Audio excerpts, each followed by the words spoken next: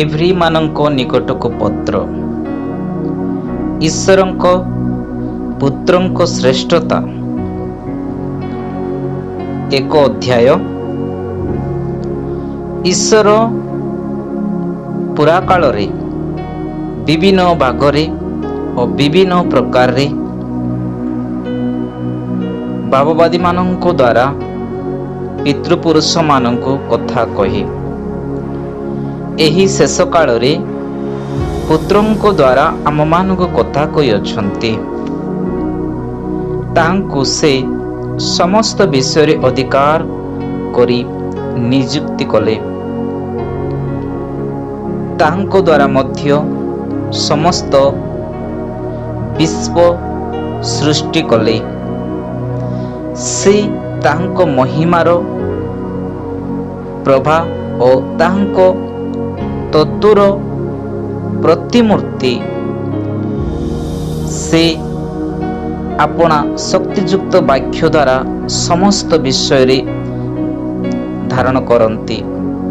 ପୁଣି ପାପ ମାର୍ଜନା କଲା ଉତ୍ତାରରେ ହୃଦସ୍ଥ ମହାମହିମଙ୍କ ଦକ୍ଷିଣ ପାର୍ଶ୍ୱରେ ଉପବେଷ୍ଟନ କରିଅଛନ୍ତି। ସେ ଯେଉଁ ପରିମାଣରେ ସ୍ୱର୍ଗଦୂତମାନଙ୍କ ଅପେକ୍ଷା ଅତ୍ୟଧିକ ଉତ୍କୃଷ୍ଟ ନାମର ଅଧିକାରୀ ହୋଇଅଛନ୍ତି, ସେହି ପରିମାଣରେ ସେ ସେମାନଙ୍କ ଠାରୁ ଅତ୍ୟଧିକ ମହାନ ହୋଇଅଛନ୍ତି।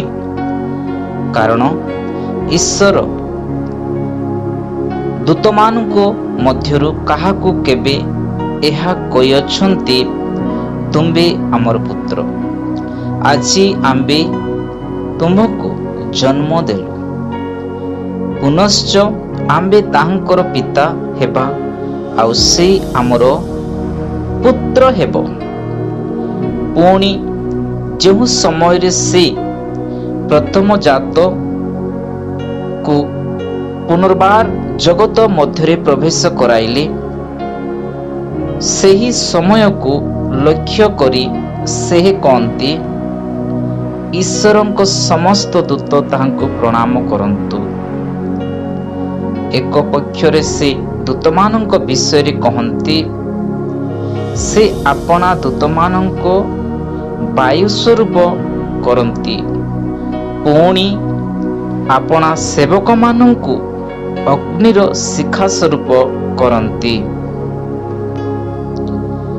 ଅନ୍ୟ ପକ୍ଷରେ ସେ ପୁତ୍ରଙ୍କ ବିଷୟରେ କହନ୍ତି, ହେ ଈଶ୍ୱର, ତୁମର ସିଂହାସନ ଅନନ୍ତ କାଳୀନ ସ୍ଥାୟୀ, ପୁଣି ନ୍ୟାୟର ଦଣ୍ଡ ତୁମର ରାଜଦଣ୍ଡ ଅଟେ। ତୁମ୍ଭେ ଧାର୍ମିକତାଙ୍କୁ ପ୍ରେମ କରିଛ ଓ ଅଧାର୍ମିକତାଙ୍କୁ ଘୃଣା କରିଛ। ତେଣୁ ଈଶ୍ୱର ତୁମର ସଙ୍ଗୀମାନଙ୍କ ଅପେକ୍ଷା ତୁମକୁ ଅଧିକ ଆନନ୍ଦ ରୂପ ତେଲରେ ଅଭିଷିକ୍ତ କରିଅଛନ୍ତି। ଆହୁରି, ହେ ପ୍ରଭୁ, ତୁମେ ଆରମ୍ଭରେ ପୃଥିବୀ ଭିତ୍ତିମୂଳ ସ୍ଥାପନ କରିଛ, ପୁଣି ଆକାଶମଣ୍ଡଳ ତୁମ ହସ୍ତକୃତ କର୍ମ। ସେହି ସବୁ ବିନଷ୍ଟ ହେବ, କିନ୍ତୁ ତୁମ୍ଭେ ନିତ୍ୟସ୍ଥାୟୀ, ଆଉ ସେହି ସବୁ ବସ୍ତୁ ପରି ଜୀର୍ଣ୍ଣ ହୋଇଯିବ। ପୁଣି ତୁମ୍ଭେ ଚାଦର ପରି, ବସ୍ତ୍ର ପରି ସେହି ସବୁ ଗୁଡ଼ାଇବ, ଆଉ ସେହି ସବୁ ପରିବର୍ତ୍ତିତ ହେବ, କିନ୍ତୁ ତୁମ୍ଭେ ସର୍ବଦା ସମାନ। ପୁଣି ତୁମର ବର୍ଷ ସମୂହ ଶେଷ ହେବ ନାହିଁ। ଆଉ ଆମ୍ଭେ ଯେଉଁ ପର୍ଯ୍ୟନ୍ତ ତୁମର ଶତ୍ରୁମାନଙ୍କୁ ତୁମର ପାଦପୀଠ କରିନାହୁଁ, ସେହି ପର୍ଯ୍ୟନ୍ତ ଆମ୍ଭର ଦକ୍ଷିଣରେ ବସିଥାଉ। ଏହା ସେ ଦୂତମାନଙ୍କ ମଧ୍ୟରେ କାହାକୁ କେବେ କହିଅଛନ୍ତି? ଏମାନେ ସମସ୍ତେ କ'ଣ ସେବାକାରୀ ଆତ୍ମା ନୁହନ୍ତି? ପୁଣି ପରିତ୍ରାଣର ଭାବି ଅଧିକାରୀମାନଙ୍କ ସେବା କରିବାକୁ କି ସେମାନଙ୍କୁ ପ୍ରେରିତ ହୋଇନାହାନ୍ତି? ଦ୍ୱିତୀୟ ଅଧ୍ୟାୟ। ମହାପରିତ୍ରାଣର ଅବହେଳା। ଅତଏବ ଶୁଣାଯାଇଥିବା ବାକ୍ୟ ପ୍ରତି ଅଧିକ ମନୋଯୋଗୀ ହେବା ଆମମାନଙ୍କର ଉଚିତ, ନହେଲେ କାଳେ ଆମେମାନେ ଲକ୍ଷ୍ୟଭ୍ରଷ୍ଟ ହେବୁ। କାରଣ ଦୂତମାନଙ୍କ ଦ୍ୱାରା କଥିତ ବାକ୍ୟ ଯଦି ଅଟଳ ହୋଇ ରହିଲା ଆଉ ପ୍ରତ୍ୟେକ ଆଜ୍ଞା ଲଙ୍ଘନ ଓ ଅବାଧ୍ୟତା ଯଥାର୍ଥ ପ୍ରତିଶୋଧ ପାଇଲା, ତେବେ ଏହିପରି ମହାପରିତ୍ରାଣ ଅବହେଳା କଲେ ଆମେମାନେ କିପରି ରକ୍ଷା ପାଇବା? ତାହା ତ ପ୍ରଥମରେ ପ୍ରଭୁଙ୍କର ଦ୍ୱାରା କଥିତ ହୋଇ ଶ୍ରବଣ କରିଥିବା ବ୍ୟକ୍ତିମାନଙ୍କ ଦ୍ୱାରା ଆମମାନଙ୍କ ନିକଟରେ ପ୍ରମାଣ ସିଦ୍ଧ ହେଲା।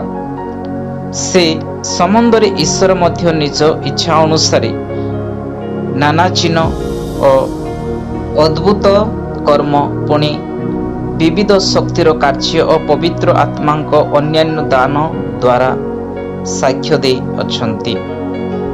ପରିତ୍ରାଣର କର୍ତ୍ତା ଖ୍ରୀଷ୍ଟ। କାରଣ ଯେଉଁ ଭାବି ଜଗତର କଥା ଆମେମାନେ କହୁଅଛୁ, ତା ସେ ଦୂତମାନଙ୍କ ଅଧୀନ କରି ନାହାନ୍ତି। କିନ୍ତୁ ଜଣେ ଯେକୌଣସି ସ୍ଥାନରେ ଏହି କଥା କହି ସାକ୍ଷ୍ୟ ଦେଇଅଛନ୍ତି, ମନୁଷ୍ୟ କିଏ ଯେ ତୁମେ ତାହାଙ୍କୁ ସ୍ମରଣ କରିଥାଅ, ମନୁଷ୍ୟ ସନ୍ତାନ କିଏ ଯେ ତୁମେ ତାର ତତ୍ତ୍ୱ ନେଇଥାଅ। ତୁମେ ଦୂତମାନଙ୍କ ଠାରୁ ତାହାଙ୍କୁ ଅଳ୍ପ ନ୍ୟୁନ କରୁଅଛ। ତୁମେ ତାଙ୍କୁ ଗୌରବ ଓ ସମ୍ଭ୍ରମ ରୂପ ମୁକୁଟରେ ଭୂଷିତ କରୁଅଛ। ତୁମେ ତାହାର ପଦତଳେ ସମସ୍ତ ବିଷୟ ଅଧୀନ କରି ରଖିଅଛ। ପ୍ରକୃତରେ ସେ ସମସ୍ତ ବିଷୟକୁ ତାହାର ବଶୀଭୂତ କରିବାର ଯେକୌଣସି ବିଷୟକୁ ତାହାର ଅବଶୀଭୂତ କରି ଛାଡ଼ି ନାହାନ୍ତି। ଆମେମାନେ ଏହି ପର୍ଯ୍ୟନ୍ତ ସମସ୍ତ ବିଷୟ ତାହାର ବଶୀଭୂତ ହୋଇଥିବାରୁ ଦେଖିନାହୁଁ। କିନ୍ତୁ ଦୂତମାନଙ୍କ ଅପେକ୍ଷା ଯେ ଅଳ୍ପ ସମୟ ନ୍ୟୁନୀକୃତ ହୋଇଥିଲେ, ତାହାଙ୍କୁ ଅର୍ଥାତ୍ ଯୀଶୁଙ୍କୁ ମୃତ୍ୟୁର ଦୁଃଖ ଭୋଗ ହେତୁ ଗୌରବ ଓ ସମ୍ଭ୍ରମ ରୂପ ମୁକୁଟ ପରିଧାନ କରିଥିବାରୁ ଦେଖୁଅଛୁ। ଯେପରି ଈଶ୍ୱରଙ୍କ ଅନୁଗ୍ରହରେ ପ୍ରତ୍ୟେକ ମନୁଷ୍ୟ ନିମନ୍ତେ ସେ ମୃତ୍ୟୁ ଆସ୍ୱାଦନ କରନ୍ତି। କାରଣ ଯାହାଙ୍କ ନିମନ୍ତେ ଓ ଯାହାଙ୍କ ଦ୍ୱାରା ସମସ୍ତ ସୃଷ୍ଟ ଅନେକ ସନ୍ତାନଙ୍କୁ ଗୌରବରେ ପ୍ରବେଶ କରାଇବାରେ ସେମାନଙ୍କ ପରିତ୍ରାଣର କର୍ତ୍ତାଙ୍କୁ ଦୁଃଖ ଭୋଗ ଦ୍ୱାରା ସିଦ୍ଧ କରିବା ତାହାଙ୍କର ଉପଯୁକ୍ତ ଥିଲା। ଯେଉଁ ସେ ପବିତ୍ର କରନ୍ତି ଓ ଯେଉଁମାନେ ପବିତ୍ରକୃତ ହୁଅନ୍ତି, ସେମାନେ ସମସ୍ତେ ଏକ ପିତାଙ୍କର ସନ୍ତାନ। ସେଥି ନିମନ୍ତେ ସେ ସେମାନଙ୍କୁ ବ୍ରାତାବଳୀ କହିବାକୁ ଲଜ୍ଜିତ ନୁହନ୍ତି। ଯେପରିକି ସେହି କହନ୍ତି, ମୁଁ ଆପଣା ଭାତୃଗଣଙ୍କ ନିକଟରେ ତୁମ ନାମ ଘୋଷଣା କରିବି, ସମାଜ ମଧ୍ୟରେ ତୁମର ପ୍ରଶଂସା ଗାନ କରିବି। ପୁନଶ୍ଚ ମୁଁ ତାହାଙ୍କଠାରେ ମୋର ବିଶ୍ୱାସ ରଖିବି। ପୁନର୍ବାର ଏହି ଦେଖ, ମୁଁ ଓ ଈଶ୍ୱର ଦ୍ରତ ମୋର ସନ୍ତାନମାନେ। ଅତଏବ ସନ୍ତାନମାନେ ରକ୍ତ ମାଂସର ସହଭାଗୀ ହୋଇଥିବାରୁ ସେ ମଧ୍ୟ ନିଜେ ସେହିପରି ସେଥିର ସହଭାଗୀ ହେଲେ। ଯେପରି ମୃତ୍ୟୁ ଦ୍ୱାରା ମୃତ୍ୟୁର ଅଧିକାରୀଙ୍କୁ ଅର୍ଥାତ୍ ଶୈତାନଙ୍କୁ ବିନାଶ କରନ୍ତି, ପୁଣି ମୃତ୍ୟୁର ଭୟରେ ଯେଉଁମାନେ ଯାବଜୀବନ ଦାସତ୍ୱର ବନ୍ଧନରେ ଥିଲେ, ସେମାନଙ୍କୁ ସେ ଉଦ୍ଧାର କରନ୍ତି। କାରଣ ପ୍ରକୃତରେ ସେ ତ ଦୂତମାନଙ୍କ ତ୍ରୋତ ନ ନେଇ ଅବ୍ରାହ୍ମଙ୍କ ସନ୍ତାନମାନଙ୍କ ତ୍ରୋତ ନିଅନ୍ତି। ଅତଏବ ସମସ୍ତ ବିଷୟରେ ଆପଣା ଭ୍ରାତାମାନଙ୍କ ସଦସ୍ୟ ହେବା ତାହାଙ୍କର ଉଚିତ ଥିଲା। ସେହିପରି ସେ ଲୋକମାନଙ୍କ ପାପର ପ୍ରାୟଶ୍ଚିତ କରିବା ନିମନ୍ତେ ଈଶ୍ୱରଙ୍କ ସେବା ସମ୍ବନ୍ଧରେ ଜଣେ ଦୟାଳୁ ଓ ବିଶ୍ୱସ୍ତ ମହାଯାଜକ ଅଟନ୍ତି। କାରଣ ସେ ନିଜେ ପରୀକ୍ଷିତ ହୋଇ ଦୁଃଖ ଭୋଗ କରିଥିବାରୁ ପରୀକ୍ଷିତ ହୋଇଥିବା ଲୋକମାନଙ୍କୁ ଉପକାର କରିବା ନିମନ୍ତେ ସକ୍ଷମ ଅଟନ୍ତି। ଅଧ୍ୟାୟ 3। ଯୀଶୁ ମଶାଙ୍କ ଠାରୁ ମହାନ। ଅତଏବ ହେ ସ୍ୱର୍ଗୀୟ ଆହ୍ୱାନର ସହଭାଗୀ ପବିତ୍ର ଭାତୃଗଣ, ଆମମାନଙ୍କ ବିଶ୍ୱାସ ମତାନୁସାରେ ପ୍ରେରିତ ଓ ମହାଯାଜକ ଯୀଶୁଙ୍କ ବିଷୟରେ ଭାବି ଦେଖ। ମଶା ଯେପରି ଈଶ୍ୱରଙ୍କ ଗୃହ ମଧ୍ୟରେ ବିଶ୍ୱସ୍ତ ଥିଲେ, ସେ ସେହିପରି ଆପଣା ନିଯୋଗ କର୍ତ୍ତାଙ୍କ ପ୍ରତି ବିଶ୍ୱସ୍ତ। ଗୃହ ଅପେକ୍ଷା ଗୃହର ସ୍ଥାପନକର୍ତ୍ତା ସେହିପରି ଅଧିକ ସମାଧାନ ପ୍ରାପ୍ତ ହୁଅନ୍ତି। ସେହିପରି ସେ ମଶାଙ୍କ ଅପେକ୍ଷା ଅଧିକ ଗୌରବର ଯୋଗ୍ୟ ବୋଲି ଗଣିତ ହୋଇଅଛନ୍ତି। ଯେଣୁ ପ୍ରତ୍ୟେକ ଗୃହ ଯେକୌଣସି ନା କୌଣସି ବ୍ୟକ୍ତିଙ୍କ ଦ୍ୱାରା ସ୍ଥାପିତ, କିନ୍ତୁ ସମସ୍ତ ବିଷୟରେ ସେ ସ୍ଥାପନକର୍ତ୍ତା ସେ ଈଶ୍ୱର। ପରବର୍ତ୍ତୀ ବକ୍ତବ୍ୟ ବିଷୟରେ ସମ୍ବନ୍ଧରେ ସାକ୍ଷ୍ୟ ହେବା ନିମନ୍ତେ ମଶା ତାଙ୍କ ଗୃହ ମଧ୍ୟରେ ସେବକ ସ୍ୱରୂପ ପ୍ରକୃତରେ ବିଶ୍ୱସ୍ତ ଥିଲେ, କିନ୍ତୁ ଖ୍ରୀଷ୍ଟ ତାହାଙ୍କ ଗୃହ ଉପରେ ପୁତ୍ର ସ୍ୱରୂପେ ବିଶ୍ୱସ୍ତ ଅଟନ୍ତି। ଯଦି ଆମେମାନେ ତାହାଙ୍କର ସାହସ ପୁଣି ଦର୍ପର କାରଣ ଯେ ଆମମାନଙ୍କ ଭରସା ତାହା ଦୃଢ଼ ଭାବରେ ଶେଷ ପର୍ଯ୍ୟନ୍ତ ଧରି ରଖି, ତାହେଲେ ଆମେମାନେ ତ ତାହାଙ୍କର ଗୃହ ସ୍ୱରୂପ, ଈଶ୍ୱରଙ୍କ ଲୋକମାନଙ୍କ ନିମନ୍ତେ ବିଶ୍ରାମ। ଅତଏବ ପବିତ୍ର ଆତ୍ମା ଯେପରି କହନ୍ତି, ଆଜି ଯଦି ତମେମାନେ ତାହାଙ୍କର ବାଣୀ ଶୁଣ। ଯେପରି ବିରକ୍ତି ଜନ୍ମାଇବା ସ୍ଥାନରେ ଓ ପ୍ରାନ୍ତରରେ ପରୀକ୍ଷା ଦିନରେ ଘଟିଥିଲା, ସେହିପରି ଆପଣା ହୃଦୟରେ କଠିନ ନ କର। ସେହି ପ୍ରାନ୍ତରରେ ତୁମମାନଙ୍କ ପିତୃପୁରୁଷମାନେ ଆମମାନଙ୍କୁ ପରୀକ୍ଷା କରି ଆମର ଅନୁସନ୍ଧାନ କଲେ, ଆଉ 40 ବର୍ଷ ପର୍ଯ୍ୟନ୍ତ ଆମର କାର୍ଯ୍ୟ ଦେଖିଲେ। ତେଣୁ ଆମେମାନେ ଏହି ବଂଶ ପ୍ରତି ବିରକ୍ତ ହୋଇ କହିଲୁ, ସେମାନେ ସର୍ବଦା ହୃଦୟରେ ଭ୍ରାନ୍ତ ଅଟନ୍ତି, ସେମାନେ ଆମର ମାର୍ଗ ସବୁ ଜାଣି ନାହାନ୍ତି। ଏଣୁ ଆମ୍ଭେ ଆପଣା କ୍ରୋଧରେ ଶପଥ କଲୁ, ସେମାନେ ଆମର ବିଶ୍ରାମରେ ପ୍ରବେଶ କରିବେ ନାହିଁ। ହେ ଭାଇମାନେ, ସାବଧାନ, ଯେପରିକି ଜୀବନ୍ତ ଈଶ୍ୱରଙ୍କ ଠାରୁ ବିମୁଖକାରୀ ଦୁଷ୍ଟ ଅବିଶ୍ୱାସୀ ହୃଦୟ ତୁମମାନଙ୍କର କାହାରିଠାରେ ନ ଥାଏ। କିନ୍ତୁ କାଳେ ପାପର ପ୍ରବଞ୍ଚନା ଦ୍ୱାରା ତୁମମାନଙ୍କ ମଧ୍ୟରୁ କେହି କଠିନ ମନା ହୁଏ, ଏଥି ନିମନ୍ତେ ଆଜି ସୁଯୋଗ ଥାଉ ଥାଉ ପ୍ରତିଦିନ ପରସ୍ପରଙ୍କୁ ଉତ୍ସାହ ଦିଅ। କାରଣ ଆରମ୍ଭରେ ଆମମାନଙ୍କ ଯେଉଁ ବିଶ୍ୱାସ ଥିଲା, ତାହା ଯଦି ଶେଷ ପର୍ଯ୍ୟନ୍ତ ଦୃଢ଼ ରୂପେ ଧରି ରଖୁ, ତାହେଲେ ଖ୍ରୀଷ୍ଟଙ୍କ ସହଭାଗିତା ହୋଇ ରହିବ। ଉକ୍ତ ଅଛି, ଆଜି ଯଦି ତୁମେମାନେ ତାହାଙ୍କର ବାଣୀ ଶୁଣ। ସେହିପରି ବିରକ୍ତି ଜନ୍ମାଇବା ସ୍ଥାନରେ ଘଟିଥିଲା, ସେହିପରି ଆପଣା ଆପଣା ହୃଦୟ କଠିନ ନ କର। ତେବେ ଯେଉଁମାନେ ଶୁଣି ବିରକ୍ତି ଜନ୍ମାଇଲେ, ମଶାଙ୍କ ଦ୍ୱାରା ମିଶ୍ର ଦେଶରୁ ଯେଉଁମାନେ ବାହାରି ଆସିଥିଲେ, ସେ ସମସ୍ତେ କ'ଣ ନୁହନ୍ତି? ଆଉ ଯେଉଁମାନଙ୍କ ଉପରେ 40 ବର୍ଷ ପର୍ଯ୍ୟନ୍ତ ସେ ବିରକ୍ତ ହୋଇଥିଲେ, ଯେଉଁମାନେ ପାପ କରିଥିଲେ, ସେମାନଙ୍କ ଶବ ପ୍ରାନ୍ତରରେ ପଡ଼ିଥିଲା, କ'ଣ ସେମାନଙ୍କ ଉପରେ ନୁହେଁ?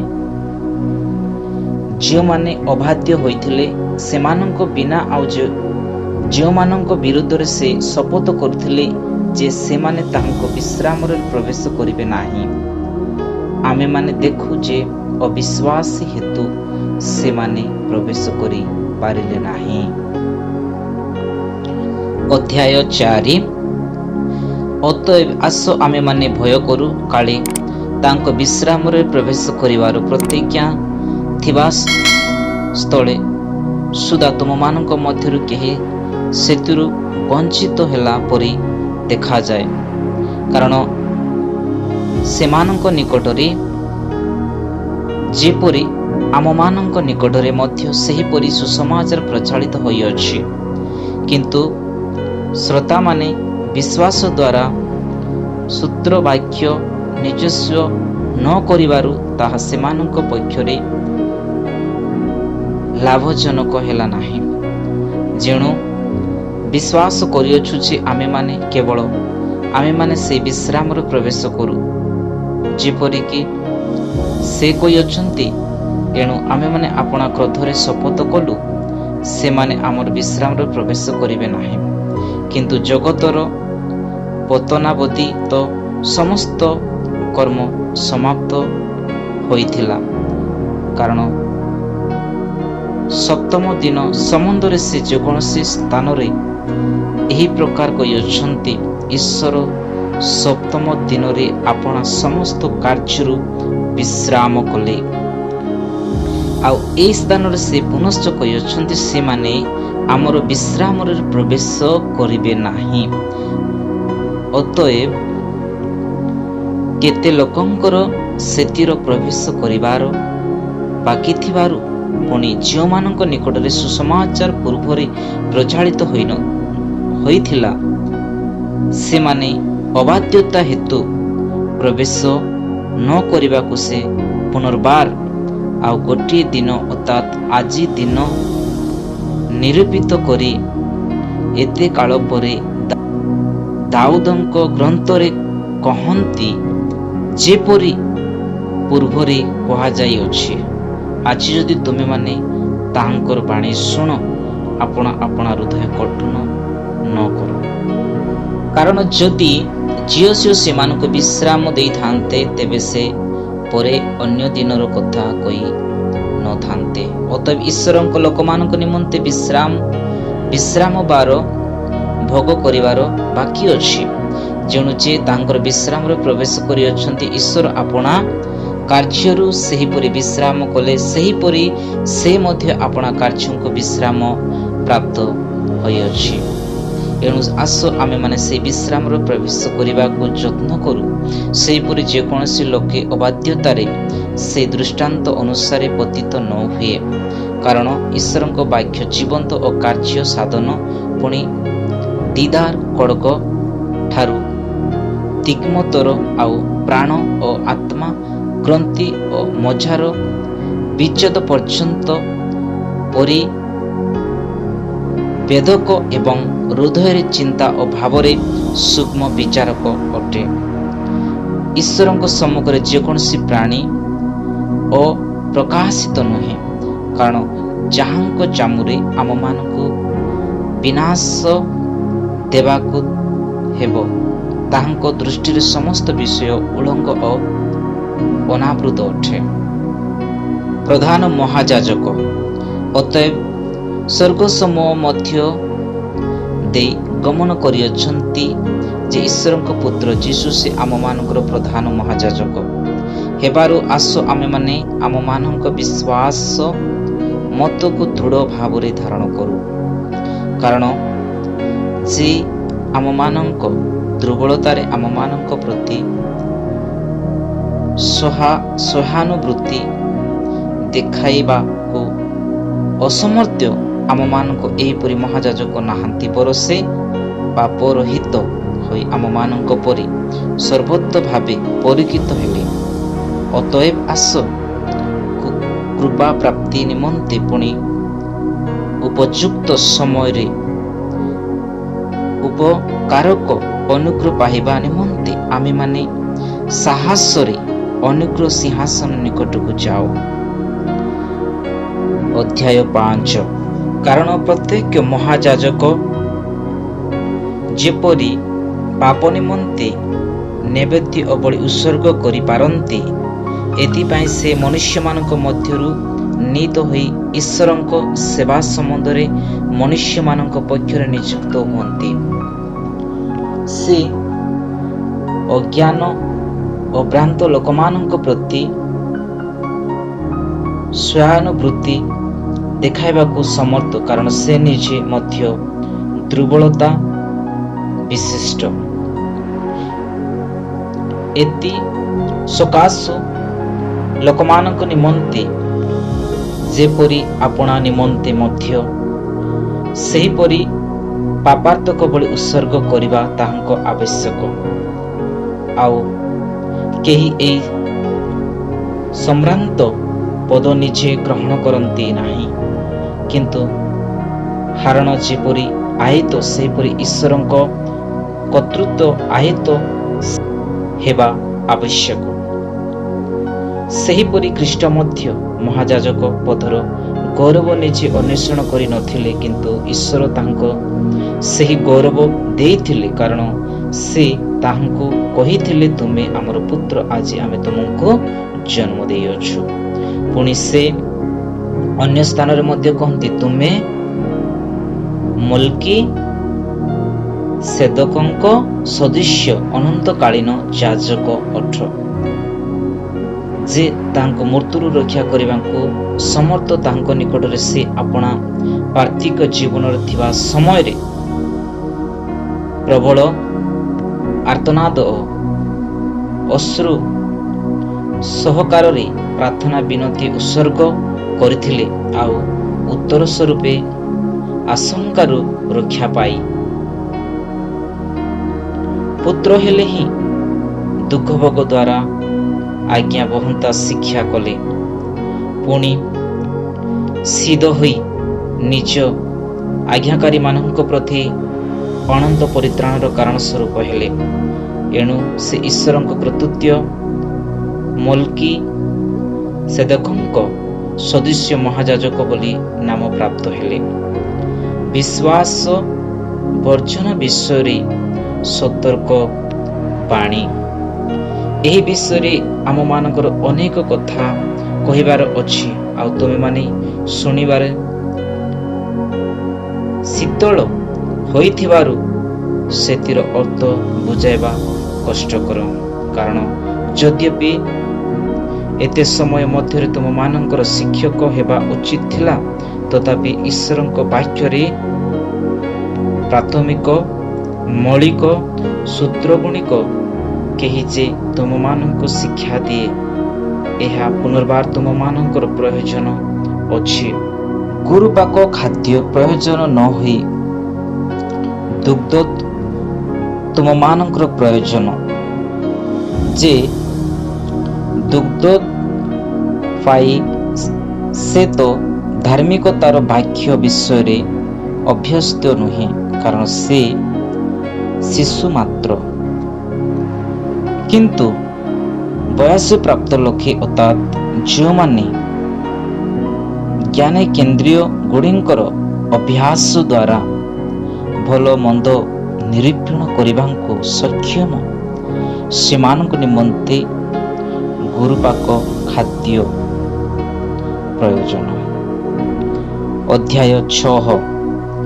ଅତଏବ ଆସ, ଆମେମାନେ ଖ୍ରୀଷ୍ଟଙ୍କ ବିଷୟଙ୍କ ପ୍ରାଥମିକ ଶିକ୍ଷା ପରିତ୍ୟାଗ କରି ମୃତ୍ୟୁ କର୍ମରୁ ମନ ପରିବର୍ତ୍ତନ, ଈଶ୍ୱରଙ୍କଠାରୁ ବିଶ୍ୱାସ, ନାନା ବାପ୍ତିସ୍ମ ସମ୍ବନ୍ଧୀୟ ଶିକ୍ଷା, ଅସ୍ତାର୍ପଣ, ମୃତ୍ୟୁମାନଙ୍କୁ ପୁନରୁତ୍ଥାନର ଶେଷ ବିଚାର ସ୍ୱରୂପ ବୃତ୍ତିମୂଳ ପୁନର୍ବାର ନ ବସାଇ ସିଦ୍ଧି ଲାଭ କରିବା ନିମନ୍ତେ ଅଗ୍ରସର ହେଉ।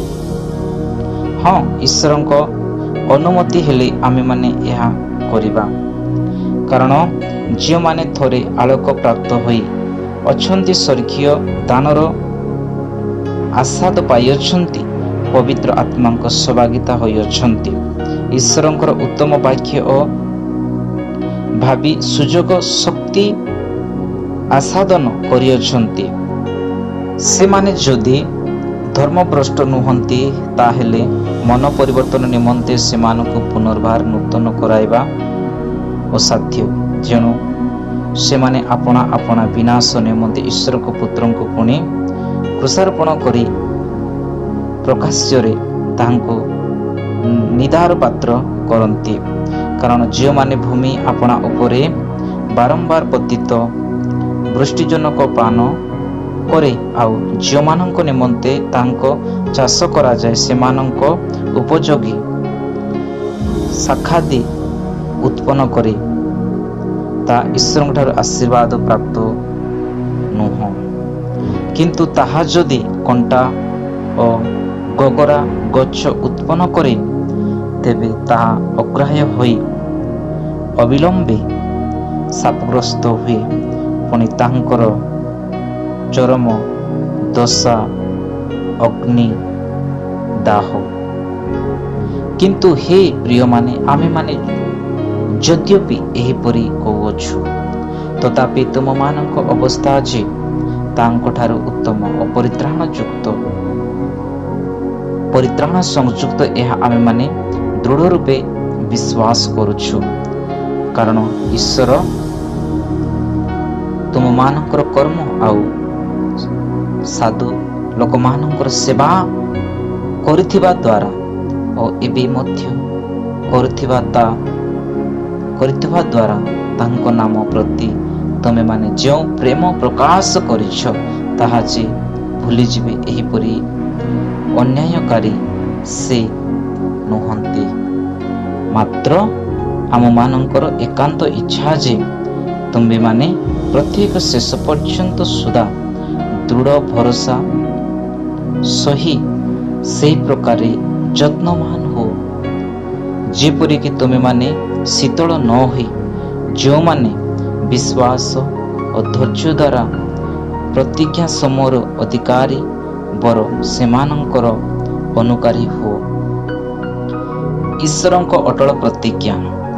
କାରଣ ଈଶ୍ୱରଙ୍କ ଯେତେବେଳେ ଅବ୍ରାହ୍ମଙ୍କ ନିକଟରେ ପ୍ରତିଜ୍ଞା କରିଥିଲେ, ସେତେବେଳେ ସେ ଆଉ ଯେକୌଣସି ମହତର ନାମ ନ ପାଇବାରୁ ଆପଣା ନାମରେ ଶପଥ କରି କହିଥିଲେ, ଆମ୍ଭେ ଅବଶ୍ୟ ତୁମକୁ ଆଶୀର୍ବାଦ କରିବା ଓ ତୁମ ବଂଶର ଅତିଶୟ ବୃଦ୍ଧି କରିବା। ଆଉ ଏହି ପ୍ରକାରେ ଦୀର୍ଘ ସହିଷ୍ଣୁ ହୋଇ ଅବ୍ରାହ୍ମଙ୍କୁ ପ୍ରତିଜ୍ଞାର ଫଳସ୍ୱରୂପ ପ୍ରାପ୍ତ ହୋଇଥିଲେ। ମନୁଷ୍ୟମାନେ ଓ ମହତର ନାମରେ ଶପଥ କରିଥାନ୍ତି ଆଉ କଥା ସ୍ଥିର କରିବା ନିମନ୍ତେ ସେମାନଙ୍କର ସମସ୍ତ ବିବାଦର ବିଶ୍ୱସ୍ତି ଶପଥ ଦ୍ୱାରା ନୁହେଁ। ଏଣୁ ଈଶ୍ୱରଙ୍କ ପ୍ରତିଜ୍ଞାର ଅଧିକାରୀମାନଙ୍କ ନିମନ୍ତେ ଆପଣା ସଂକଳ୍ପର ଅଟଳତା ଅଧିକ ସ୍ପଷ୍ଟ ଭାବରେ ପ୍ରକାଶ କରିବାକୁ ଇଚ୍ଛା କରି ପ୍ରତିଜ୍ଞା ସହ ଶପଥ ମଧ୍ୟ କରିଥିଲେ, ଯେପରିକି ଯେଉଁ ଦୁଇ ଅପରିବର୍ତ୍ତନୀୟ ବିଷୟରେ ଈଶ୍ୱରଙ୍କ ମିଥ୍ୟା କହିବା ଅସମ୍ଭବ, ସମକସ୍ଥ ଭରସାଙ୍କୁ ଧରିବା ନିମନ୍ତେ ଆଶ୍ରୟସ୍ଥଳର ପଳାୟନ କରିଅଛ, ଯେ ଆମେମାନେ ଦୃଢ଼ ଉତ୍ସାହ ପ୍ରାପ୍ତ ହେଉ।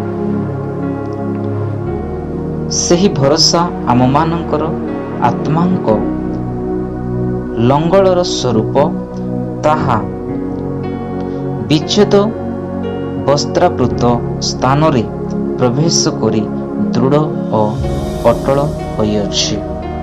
ଆଉ ଯୀଶୁ ସେହି ସ୍ଥାନରେ ମେଲ୍କିସେଦକଙ୍କ ସଦୃଶ୍ୟ ଅନନ୍ତକାଳୀନ ମହାଯାଜକ ହୋଇ ଆମମାନଙ୍କର ଅଗ୍ରଗାମୀ ରୂପେ ପ୍ରବେଶ କରିଅଛନ୍ତି। ଅଧ୍ୟାୟ 7 ମେଲ୍କିସେଦକଙ୍କ ଯାଜକ ପଦ। ଏହି ମେଲ୍କିସେଦକ ସାଲେମର ରାଜା ଓ ପରାତ୍ପର ଈଶ୍ୱରଙ୍କର ଯାଜକ ଥିଲେ। ସେ ଅବ୍ରାମ ରାଜାମାନଙ୍କୁ ସଂହାର କରି ପ୍ରତ୍ୟାବର୍ତ୍ତନ କରିବା ସମୟରେ ତାଙ୍କ ସଙ୍ଗେ ସାକ୍ଷାତ କରି ଆଶୀର୍ବାଦ କରିଥିଲେ। ଅବ୍ରାମ ମଧ୍ୟ ତାଙ୍କୁ ସମସ୍ତ ପଦାର୍ଥରୁ ଦଶମାଂଶ ଦେଇଥିଲେ। ଅନୁବାଦ କଲେ, ଏହାଙ୍କ ନାମର ପ୍ରଥମ ଅର୍ଥ ଧର୍ମରାଜା, ଦ୍ୱିତୀୟ ସାଲେମର ରାଜା ଅର୍ଥାତ୍ ଶାନ୍ତିର ରାଜା। ଏହାଙ୍କର ପିତା କି ମାତା କି ବଂଶାବଳୀ କିଏ ବା ଆଇର ଆରମ୍ଭ ଓ ଜୀବନର ଅନ୍ତ କିଛି ହିଁ ଜଣା ନାହିଁ। ସେ ଈଶ୍ୱରଙ୍କ ପୁତ୍ରଙ୍କ ସଦୃଶ୍ୟ କରାଯାଇ ଅନନ୍ତକାଳୀନ ଯାଜକ ହୋଇ ରହିଅଛନ୍ତି। ଭାବି ଦେଖ, ଏହି ବ୍ୟକ୍ତି କିପରି ମହାନ। ପିତୃ କୁଳପତି ଅବ୍ରାମ ତାଙ୍କୁ ସର୍ବୋତ୍କୃଷ୍ଟ କୋଟିତ ଦ୍ରବ୍ୟର ଦଶମାଂଶ ସୁଦ୍ଧା ଦେଇଥିଲେ। ଲେବୀଙ୍କ ସନ୍ତାନମାନଙ୍କ ମଧ୍ୟରୁ ଯେଉଁମାନେ ଯାଜକ ପଦ ପ୍ରାପ୍ତ ହୁଅନ୍ତି ସେମାନେ ବ୍ୟବସ୍ଥା ଅନୁସାରେ ଲୋକମାନଙ୍କ ଠାରୁ ଅର୍ଥାତ୍ ସେମାନଙ୍କର ଭାଇମାନଙ୍କ ଠାରୁ ଦଶମାଂଶ ଗ୍ରହଣ କରିବାକୁ ଆଜ୍ଞା ପ୍ରାପ୍ତ ହୋଇଥାନ୍ତି। ସେମାନେ ଅବ୍ରାହ୍ମଙ୍କର ଔରସଜାତ ହେଲେ ସେମାନଙ୍କ ଠାରୁ ଏହା ଗ୍ରହଣ କରିଅଛନ୍ତି। କିନ୍ତୁ ଏହି ଯେଉଁ ବ୍ୟକ୍ତି ସେମାନଙ୍କର ବଂଶାବଳୀର ଅନ୍ତର୍ଗତ ନୁହନ୍ତି, ସେ ଅବ୍ରାହ୍ମଙ୍କ ଠାରୁ ଦଶମାଂଶ ଗ୍ରହଣ କରି ପ୍ରତିଜ୍ଞାର ଅଧିକାରଙ୍କୁ ଆଶୀର୍ବାଦ କରିଥିଲେ। ସାନ ଯେ ବଡ଼ଠାରୁ ଆଶୀର୍ବାଦ ପ୍ରାପ୍ତ ହୁଏ, ଏହା ସ୍ୱୀକାର୍ଯ୍ୟ। ଏହି ସ୍ଥଳରେ ମଧ୍ୟ ମନୁଷ୍ୟମାନେ ଦଶମାଂଶ ଗ୍ରହଣ କରିଥାନ୍ତି, କିନ୍ତୁ ସେ ସ୍ଥଳରେ ଗ୍ରହଣ କରିଥିବା ବ୍ୟକ୍ତିଙ୍କ ବିଷୟରେ ସାକ୍ଷ୍ୟ ଦିଆଯାଏ ଯେ ସେ ଅମର। ପୁଣି କହିବାକୁ ଗଲେ ଯେ ଲେବୀ ଦଶମାଂଶ ଗ୍ରହଣ କରନ୍ତି, ସେ ମଧ୍ୟ ଅବ୍ରାହ୍ମଙ୍କର ଦ୍ୱାରା ଦଶମାଂଶ ଦେଇଅଛନ୍ତି, କାରଣ ତାଙ୍କ ପିତାଙ୍କ ସହିତ ମଲ୍କି ସେଦେକଙ୍କ ସାକ୍ଷାତ କରିବା ସମୟରେ ସେ ତାହାଙ୍କର କୁଟୀରରେ ଥିଲେ। ଆହୁରି ମଧ୍ୟ ଯେଉଁ ଲେବୀୟ ଯାଜକତ୍ୱ ଅଧୀନରେ ଲୋକମାନେ ବ୍ୟବସ୍ଥା ପ୍ରାପ୍ତ ହେଲେ, ସେହି ଯାଜକତ୍ୱ ଦ୍ୱାରା ଯଦି ସିଦ୍ଧି ଲାଭ ହୁଅନ୍ତା, ତାହେଲେ ହାରଣଙ୍କ ଶ୍ରେଷ୍ଠ ଅନୁସାରେ ଗଣିତ ନ ହୋଇ ମଲ୍କି ସେଦେକଙ୍କ ସଦୃଶ୍ୟ ଅନ୍ୟ ଜଣେ ଯାଜକ ଉତ୍ପନ୍ନ ହେବାର ଆଉ କ'ଣ ଆବଶ୍ୟକତା ଥିଲା?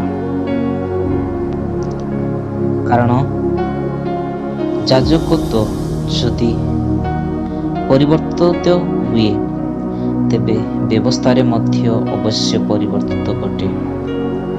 ଯେଣୁ ଯାହାଙ୍କ ସମ୍ବନ୍ଧରେ ଏହି ସମସ୍ତ କୁହାଯାଏ, ସେ ଅନ୍ୟ ଏକ ଗୋଷ୍ଠୀର ଲୋକ, ଯେଉଁ ଗୋଷ୍ଠୀର ସେହି କେବେ ବେଦୀର କର୍ମ କରି ନାହାନ୍ତି। କାରଣ ଏହା ସ୍ପଷ୍ଟ ଯେ ଆମମାନଙ୍କର ପ୍ରଭୁ ଜିହୁଦାଙ୍କ ଗୋଷ୍ଠୀରୁ ଉତ୍ପନ୍ନ ହୋଇଅଛନ୍ତି, ଯେଉଁ ଗୋଷ୍ଠୀର ଯାଜକତ୍ୱ ସମ୍ବନ୍ଧରେ ମୋଶା କିଛି କହିନାହାନ୍ତି। ମଲ୍କି ସେଦେକଙ୍କ ସଦୃଶ୍ୟ ଯୀଶୁ। ଆଉ ଏହା ସେଥିରେ ମଧ୍ୟ ଆହୁରି ଅଧିକ ସୁସ୍ପଷ୍ଟ ହୁଏ। ମଲ୍କି ସେଦେକଙ୍କ ସଦୃଶ୍ୟରେ ଆଉ ଜଣେ ଯାଜକ ଉତ୍ପନ୍ନ ହୋଇଅଛନ୍ତି। ସେ ଶାରୀରିକ ବ୍ୟବସ୍ଥା ଅନୁସାରେ ନିଯୁକ୍ତ ହୋଇନଥିଲେ, ଅକ୍ଷୟ ଜୀବନର ଶକ୍ତି ଅନୁସାରେ ନିଯୁକ୍ତ ହୋଇଅଛନ୍ତି। କାରଣ ତାହାଙ୍କର ସମ୍ମୁଖରେ ଏହି ସାକ୍ଷ୍ୟ ଦିଆଯାଏ, ତୁମ୍ଭେ ମଲ୍କି ସେଦେକଙ୍କ ସଦୃଶ୍ୟ ଅନନ୍ତକାଳୀନ ଯାଜକ ଅଟ। ଏଥିରେ ଏକ ପକ୍ଷରେ ପୂର୍ବବର୍ତ୍ତୀ ଜ୍ଞାନ ଦୁର୍ବଳ ଓ ନିଷ୍ଫଳ ହେବାରୁ ତାହାଙ୍କର ଲୋପ ହୋଇଅଛି। କାରଣ ବ୍ୟବସ୍ଥା ଯେକୌଣସି ବିଷୟରେ ସିଦ୍ଧ କରି ନଥିଲା, ଅନ୍ୟପକ୍ଷରେ ଶ୍ରେଷ୍ଠତ୍ୱର ଭରସା ପ୍ରବେଶ କରିଅଛନ୍ତି, ତାହାଦ୍ୱାରା ଆମେମାନେ ଈଶ୍ୱରଙ୍କ ନିକଟବର୍ତ୍ତୀ ହେଉ। ଆଉ ଏହା ଯେଉଁ ପ୍ରକାରରେ ବିନା ଶପଥରେ ହେଲା ନାହିଁ, ଯେଣୁ ସେମାନେ ତ ବିନା ଶପଥରେ ଯାଜକ ହୋଇଅଛନ୍ତି, କିନ୍ତୁ ଯେ ତାହାଙ୍କର ନିକଟରେ ଏହା କହିଅଛନ୍ତି, ପ୍ରଭୁ ଶପଥ କରିଅଛନ୍ତି, ଆଉ ସେ ଅନୁତାପ କରିବେ ନାହିଁ, ତୁମ୍ଭେ ଅନନ୍ତକାଳୀନ ଯାଜକ ଅଟ, ତାଙ୍କ ଦ୍ୱାରା ସେ ଶପଥ ସହକାରେ ଯାଜକ ହୋଇଅଛନ୍ତି। ସେହି ପ୍ରକାର ଯୀଶୁ ଶ୍ରେଷ୍ଠତର ନିୟମର ମଧ୍ୟସ୍ଥ ହୋଇଅଛନ୍ତି। ସେହି ଯାଜକମାନେ ତ ବହୁ ସଂଖ୍ୟାରେ ନିଯୁକ୍ତ ହୋଇଅଛନ୍ତି, କାରଣ ମୃତ୍ୟୁ ସେମାନଙ୍କୁ ଚିରସ୍ଥାୟୀ ହେବାର ଦେଇନାହିଁ, କିନ୍ତୁ ସେ ନିତ୍ୟସ୍ଥାୟୀ ହେବାରୁ ପରିବର୍ତ୍ତନୀୟ ଯାଜକତ୍ୱ ପ୍ରାପ୍ତ ହୋଇଅଛନ୍ତି। ଅତଏବ ତାଙ୍କ ଦ୍ୱାରା ଯେଉଁମାନେ ଈଶ୍ୱରଙ୍କ ନିକଟବର୍ତ୍ତୀ ହୁଅନ୍ତି ସେମାନଙ୍କୁ ସେ ସମ୍ପୂର୍ଣ୍ଣ ରୂପେ ପରିତ୍ରାଣ ଦେବାକୁ ସକ୍ଷମ ଅଟନ୍ତି। ଯେଣୁ ସେମାନଙ୍କ ନିମନ୍ତେ ନିବେଦନ କରିବା ପାଇଁ ସେ ନିତ୍ୟ ଜୀବୀ, କାରଣ ଏହି ପ୍ରକାରେ ମହାଯାଜକ ଆମମାନଙ୍କ ପକ୍ଷରେ ଉପଯୁକ୍ତ, ଯିଏକି ପବିତ୍ର, ନିର୍ଦ୍ଦୋଷ, ନିଷ୍କଳଙ୍କ ପାପୀମାନଙ୍କ ଠାରୁ ପୃଥକୀକୃତ,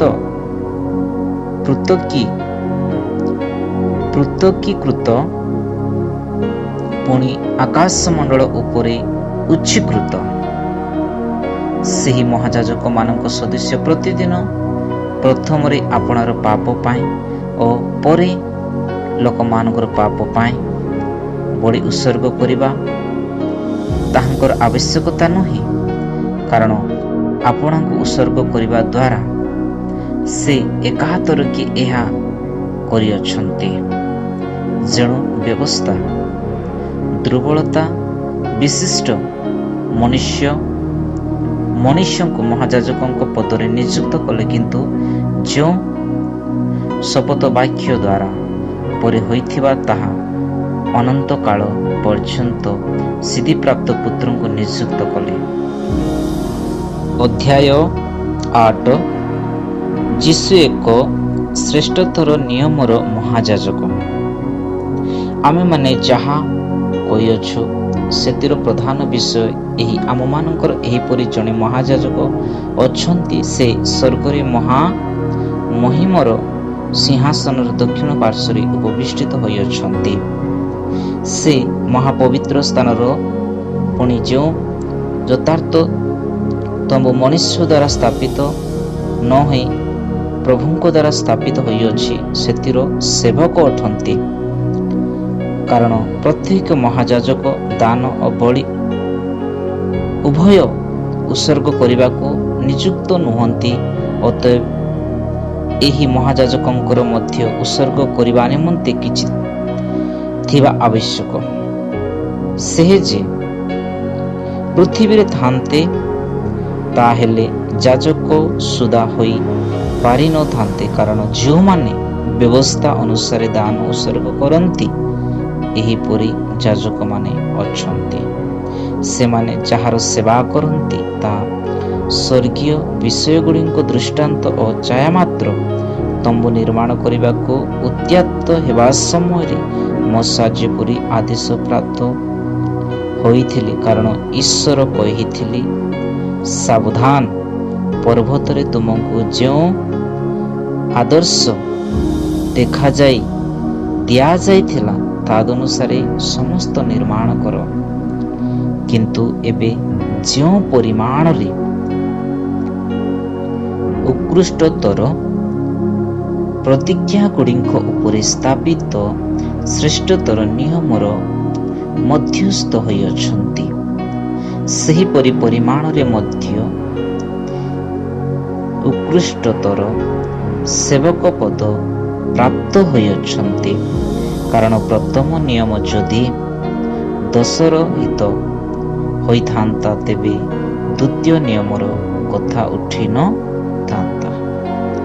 ଯେଣୁ ସେ ସେଥିର ଦୋଷ ପ୍ରକାଶ କରି ସେମାନଙ୍କୁ କହନ୍ତି, ପ୍ରଭୁ କହନ୍ତି, ଦେଖ, ସମୟ ଆସୁଅଛି ଯେତେବେଳେ ଆମେମାନେ ଇସ୍ରାଏଲ ବଂଶ ଓ ଜିହୁଦା ବଂଶ ସହିତ ଗୋଟିଏ ନୂତନ ନିୟମ ସ୍ଥାପନ କରିବା, ଯେଉଁ କାଳରେ ଆମ୍ଭେ ସେମାନଙ୍କ ପିତୃପୁରୁଷମାନଙ୍କୁ ହସ୍ତ ଧରି ମିଶ୍ର ଦେଶରୁ ବାହାର କରି ଆଣିଥିଲୁ। ସେହି ସମୟରେ ସେମାନଙ୍କ ସହିତ ଆମେ ଯେଉଁ ନିୟମ କରିଥିଲୁ ଏହା ତଦନୁଯାୟୀ ନୁହେଁ। ଏଣୁ ସେମାନେ ଆମ ନିୟମରେ ସ୍ଥିର ରହିଲେ ନାହିଁ, ଆଉ ଆମେ ସେମାନଙ୍କ ପ୍ରତି ମନୋଯୋଗ କଲୁ ନାହୁଁ, ଏହା ପ୍ରଭୁ କହନ୍ତି। କାରଣ ପ୍ରଭୁଙ୍କ କଥା ଏହି ସେହି ସମୟ ଉତ୍ତାରରେ ଆମେ ଇସ୍ରାଏଲ ବଂଶ ସହିତ ଯେଉଁ ନିୟମ ସ୍ଥାପନ କରିବା, ତାହା ଯଦି ଆମେ ସେମାନଙ୍କ ମନରେ ଆପଣା ବ୍ୟବସ୍ଥା ଦେବା, ସେମାନଙ୍କ ହୃଦୟରେ ସେହି ସବୁ ଲେଖିବା, ଆମେ ସେମାନଙ୍କ ଈଶ୍ୱର ହେବା, ସେମାନେ ଆମର ଲୋକ ହେବେ। ପୁଣି ପ୍ରଭୁଙ୍କୁ ଜାଣ ବୋଲି କହି ସେମାନେ ପ୍ରତ୍ୟେକ ଆପଣା ଆପଣା ସହନଗର ବାସୀଙ୍କୁ ଆଉ ପ୍ରତ୍ୟେକ ଆପଣା ଆପଣା ଭାଇଙ୍କୁ ଶିକ୍ଷା ଦେବେ ନାହିଁ। ତେଣୁ ସାନଠାରୁ ବଡ଼ ପର୍ଯ୍ୟନ୍ତ ସେମାନେ ସମସ୍ତେ ଆମକୁ ଜାଣିବେ, କାରଣ ଆମେ ସେମାନଙ୍କ ଅଧର୍ମ ପ୍ରତି ସଦୟ ହେବା, ପୁଣି ସେମାନଙ୍କ ପାପ ସବୁ ଆଉ ସ୍ମରଣ ଆଣିବା ନାହିଁ। ସେ ନୂତନ ନିୟମ ବୋଲି କହିବା ଦ୍ୱାରା ପ୍ରଥମକୁ ପୁରାତନ କରିଅଛନ୍ତି, ଆଉ ଯାହା ପୁରାତନ ଓ ଜୀର୍ଣ୍ଣ ହୋଇଯାଇଅଛି ତାହାର ଅନୁହିତ ହେବାର ସମୟ ସନ୍ନିକଟ। ଅଧ୍ୟାୟ 9 ପାର୍ଥିବ ପବିତ୍ର ସ୍ଥାନ। ପ୍ରକୃତରେ ସେହି ପ୍ରଥମ ନିୟମରେ ମଧ୍ୟ ଉପାସନା ସମ୍ବନ୍ଧୀୟ ନାନା ବିଧିବିଧାନ ଓ ଗୋଟିଏ ପାର୍ଥିବ ପବିତ୍ର ସ୍ଥାନ ଥିଲା। କାରଣ ଗୋଟିଏ ତମ୍ବୁ ନିର୍ମିତ ହୋଇଥିଲା, ସେଥିର ପ୍ରଥମ ଭାଗରେ ଦୀପବୃକ୍ଷ ଓ ମେଜ ଓ ଦର୍ଶନୀୟ ରୁଟି ଥିଲା। ତାଙ୍କୁ ପବିତ୍ର ସ୍ଥାନ ବୋଲି କହନ୍ତି। ପୁଣି ଦ୍ୱିତୀୟ ଯବନିକାର ପଶ୍ଚାତରେ ତମ୍ବୁର ଯେଉଁ ଭାଗ ଥିଲା, ତାହା ମହାପବିତ୍ର ସ୍ଥାନ ବୋଲି କହନ୍ତି। ସେଠାରେ ସୁବର୍ଣ୍ଣ ଧୂପବେଦୀ ଓ ଚତୁଃପାର୍ଶ୍ୱ ସୁବର୍ଣ୍ଣ ମଣ୍ଡିତ ନିୟମ ସିନ୍ଦୁକ ଥିଲା। ସେହି ନିୟମ ସିନ୍ଦୁକର ମାନ୍ନା ରଖାଯାଇଥିବା ଗୋଟିଏ ସୁବର୍ଣ୍ଣର ପାତ୍ର, ହାରଣଙ୍କର ମଞ୍ଜରିତ ଯଷ୍ଟି ଓ ନିୟମର 2 ପ୍ରସ୍ତର ଫଳକ ଥିଲା, ଆଉ ତାହା ଉପରେ ପାପା ଚାଦାନଙ୍କୁ ଛାୟା କରୁଥିଲା। ଈଶ୍ୱରଙ୍କ ଗୌରବ ସୂଚକ 2ଟି କିରବ ଥିଲେ। ସେହି ସବୁ ବିଷୟରେ ଏବେ ଆମମାନଙ୍କ ସବିଶେଷ କହି ନପାରୁ। ଏହି ପ୍ରକାରେ ବହୁତ ହୋଇଥିବାରୁ ଯାଜକମାନେ ଉପାସନା କରିବା ନିମନ୍ତେ ତମ୍ବୁର ପ୍ରଥମ ଭାଗରେ ସର୍ବଦା ବେଷ୍ଟନ କରନ୍ତି, କିନ୍ତୁ ଦ୍ୱିତୀୟ ଭାଗରେ କେବଳ ମହାଯାଜକ ବର୍ଷକୁ ଥରେ ପ୍ରବେଶ କରନ୍ତି, ଆଉ ସେ ଆପଣାର ଓ ଲୋକମାନଙ୍କର ଅଜ୍ଞାନବୃତ ପାପ ନିମନ୍ତେ ଉତ୍ସର୍ଗ କରିବାର ରକ୍ତ ନ ଦେଇ ପ୍ରବେଶ କରନ୍ତି ନାହିଁ। ସେଥିରେ ପବିତ୍ର ଆତ୍ମା ଏହା ପ୍ରକାଶ କରନ୍ତି ଯେ ପ୍ରଥମ ତମ୍ବୁ ରହିଥିବା ପର୍ଯ୍ୟନ୍ତ ପବିତ୍ର ସ୍ଥାନରେ ପ୍ରବେଶ କରିବାର ପଦ ପ୍ରକାଶିତ ହୋଇନାହିଁ। ଏହି ପ୍ରଥମ ତମ୍ବୁ ବର୍ତ୍ତମାନ ସମୟ ନିମନ୍ତେ ନିଦର୍ଶନ ସ୍ୱରୂପ, ଆଉ ତଦନୁସାରେ ଦାନ ଓ ବଳି ଉଭୟ ଉତ୍ସର୍ଗ କରାଯାଏ, କିନ୍ତୁ ଏହି ସବୁ ଉପାସକଙ୍କୁ ବିବେକଗତ ସିଦ୍ଧି ଦାନ କରିପାରେ ନାହିଁ। ଏହି ସମସ୍ତେ ପୁଣି ଖାଦ୍ୟ, ପେୟ ଓ ବିବିଧ ପ୍ରକାର ଶୌଚକ୍ରିୟା ଶୋଷଧନର ସମୟ ପର୍ଯ୍ୟନ୍ତ ପାଳନୀୟ ଶାରୀରିକ ଓ ବିଧି ବିଧାନ ପାତ୍ର ଯୀଶୁଙ୍କ ରକ୍ତରେ ମୁକ୍ତି ସାଧନ। କିନ୍ତୁ ଖ୍ରୀଷ୍ଟ ବର୍ତ୍ତମାନ ଉତ୍ତମ ବିଷୟରେ ମହାଯାଜକ ସ୍ୱରୂପେ ଉପସ୍ଥିତ ହୋଇ ଏହି ସୃଷ୍ଟିରୁ ଭିନ୍ନ ଅହସ୍ତକୃତ ମହତ୍ତର ଓ ଶ୍ରେଷ୍ଠତମର ତମ୍ବୁ ଦେଇ ଯାଇ ଚାଗ ଓ ଗବସ୍ୱର ରକ୍ତ ନୁହେଁ, ମାତ୍ର ଆପଣାର ରକ୍ତ ଘେନି ଏକାତରକେ ମହାପବିତ୍ର ସ୍ଥାନରେ ପ୍ରବେଶ କରି ଅନନ୍ତ ମୁକ୍ତି ସାଧନ କରିଅଛନ୍ତି। କାରଣ ଯଦି ଚାଗ ଓ ବୃଷମାନଙ୍କ ରକ୍ତ ପୁଣି ଅଶୁଚିମାନଙ୍କ ଉପରେ ସେଚିତ ଗାବି ଭସ୍ମ ଶରୀରକୁ ପବିତ୍ର କରେ, ତେବେ ଯେଉଁ ଖ୍ରୀଷ୍ଟ ଚିରନ୍ତନ ଆତ୍ମାଙ୍କ ଦ୍ୱାରା ଆପଣାକୁ ନିକୁନ୍ତ ବୋଲି ସ୍ୱରୂପେ ଈଶ୍ୱରଙ୍କ ନିକଟରେ ଉତ୍ସର୍ଗ କରେ ଓ ତାଙ୍କ ରକ୍ତ କେତେ ଅଧିକ ପରିମାଣରେ ଜୀବିତ ଈଶ୍ୱରଙ୍କ ସେବା କରିବା ନିମନ୍ତେ ମୃତ୍ୟୁ କର୍ମରୁ ଆମମାନଙ୍କ ବିବେକକୁ ଶୁଦ୍ଧ ନ କରିବ। ଆଉ ଏହି କାରଣରୁ ସେ ନୂତନ ନିୟମର ମଧ୍ୟସ୍ଥ ହୋଇଅଛନ୍ତି। ଯେପରି ପ୍ରଥମ ନିୟମକାଳୀନ ଅପରାଧ ମାର୍ଜନାର୍ଥେ ମୃତ୍ୟୁଭୋଗ କରାଯାଇଥିବାରୁ ଆହିତ ଲୋକମାନଙ୍କ ଅନନ୍ତ ଅଧିକାର ସମ୍ବନ୍ଧରେ ପ୍ରତିଜ୍ଞାର ଫଳ ପ୍ରାପ୍ତ ହୁଅନ୍ତି। କାରଣ ଉଇଲ୍ କରାଯାଇଥିଲେ ଉଇଲ୍ କରିଥିବା ବ୍ୟକ୍ତିଙ୍କ ମୃତ୍ୟୁର ପ୍ରମାଣ ଆବଶ୍ୟକ। ଯେଣୁ ମୃତ୍ୟୁ ଘଟିଲେ ଉଇଲ୍ ବଳବତ୍ତର ହୁଏ। କାରଣ ଉଇଲ୍ କରିଥିବା ଲୋକେ ଜୀବିତ ଥିବା ପର୍ଯ୍ୟନ୍ତ ତାହା କଦାପି କାର୍ଯ୍ୟକାରୀ ହୁଏ ନାହିଁ। ଏଥି ନିମନ୍ତେ ପ୍ରଥମ ନିୟମ ଏକ ବିନା ରକ୍ତରେ ପ୍ରତିଷ୍ଠିତ ହୋଇ ନଥିଲା। କାରଣ ମୂଷା ଲୋକମାନଙ୍କ ନିକଟରେ ବ୍ୟବସ୍ଥା ଅନୁଯାୟୀ ସମସ୍ତ ଆଜ୍ଞା ପ୍ରବେଶ କଲା ଉତ୍ତାରରେ ଜଳ, ଲୋହିତ ବର୍ଣ୍ଣ, ମେସଲମ ଓ ହେଜବ ସହିତ ଗବର୍ଷ୍ୟ ଓ ଚାଗର ରକ୍ତ ଘେନି ନିୟମ ପୁସ୍ତକ ଓ ସମସ୍ତ ଲୋକଙ୍କ ଉପରେ ସେଚନ କରି କହିଲେ, ଈଶ୍ୱର ତୁମମାନଙ୍କ ସମ୍ବନ୍ଧରେ ଯେଉଁ ନିୟମ ଆଦେଶ କରିଅଛନ୍ତି ସେହି ନିୟମର ରକ୍ତ ଏହି। ଆହୁରି ମଧ୍ୟ ସେ ତମ୍ବୁ ପରି ଚର୍ଯ୍ୟାରେ ସମସ୍ତ ପାତ୍ର ଉପରେ ସେହିପରି ରକ୍ତ ସେଚନ କଲେ। ପୁଣି ବ୍ୟବସ୍ଥା ଅନୁସାରେ ପ୍ରାୟ ସମସ୍ତ ବିଷୟରେ ରକ୍ତ ଦ୍ୱାରା ଶୁଚୀକୃତ ହୁଏ, ଆଉ ରକ୍ତପାତ ବିନା ପାପ ମୋଚନ ହୁଏ ନାହିଁ।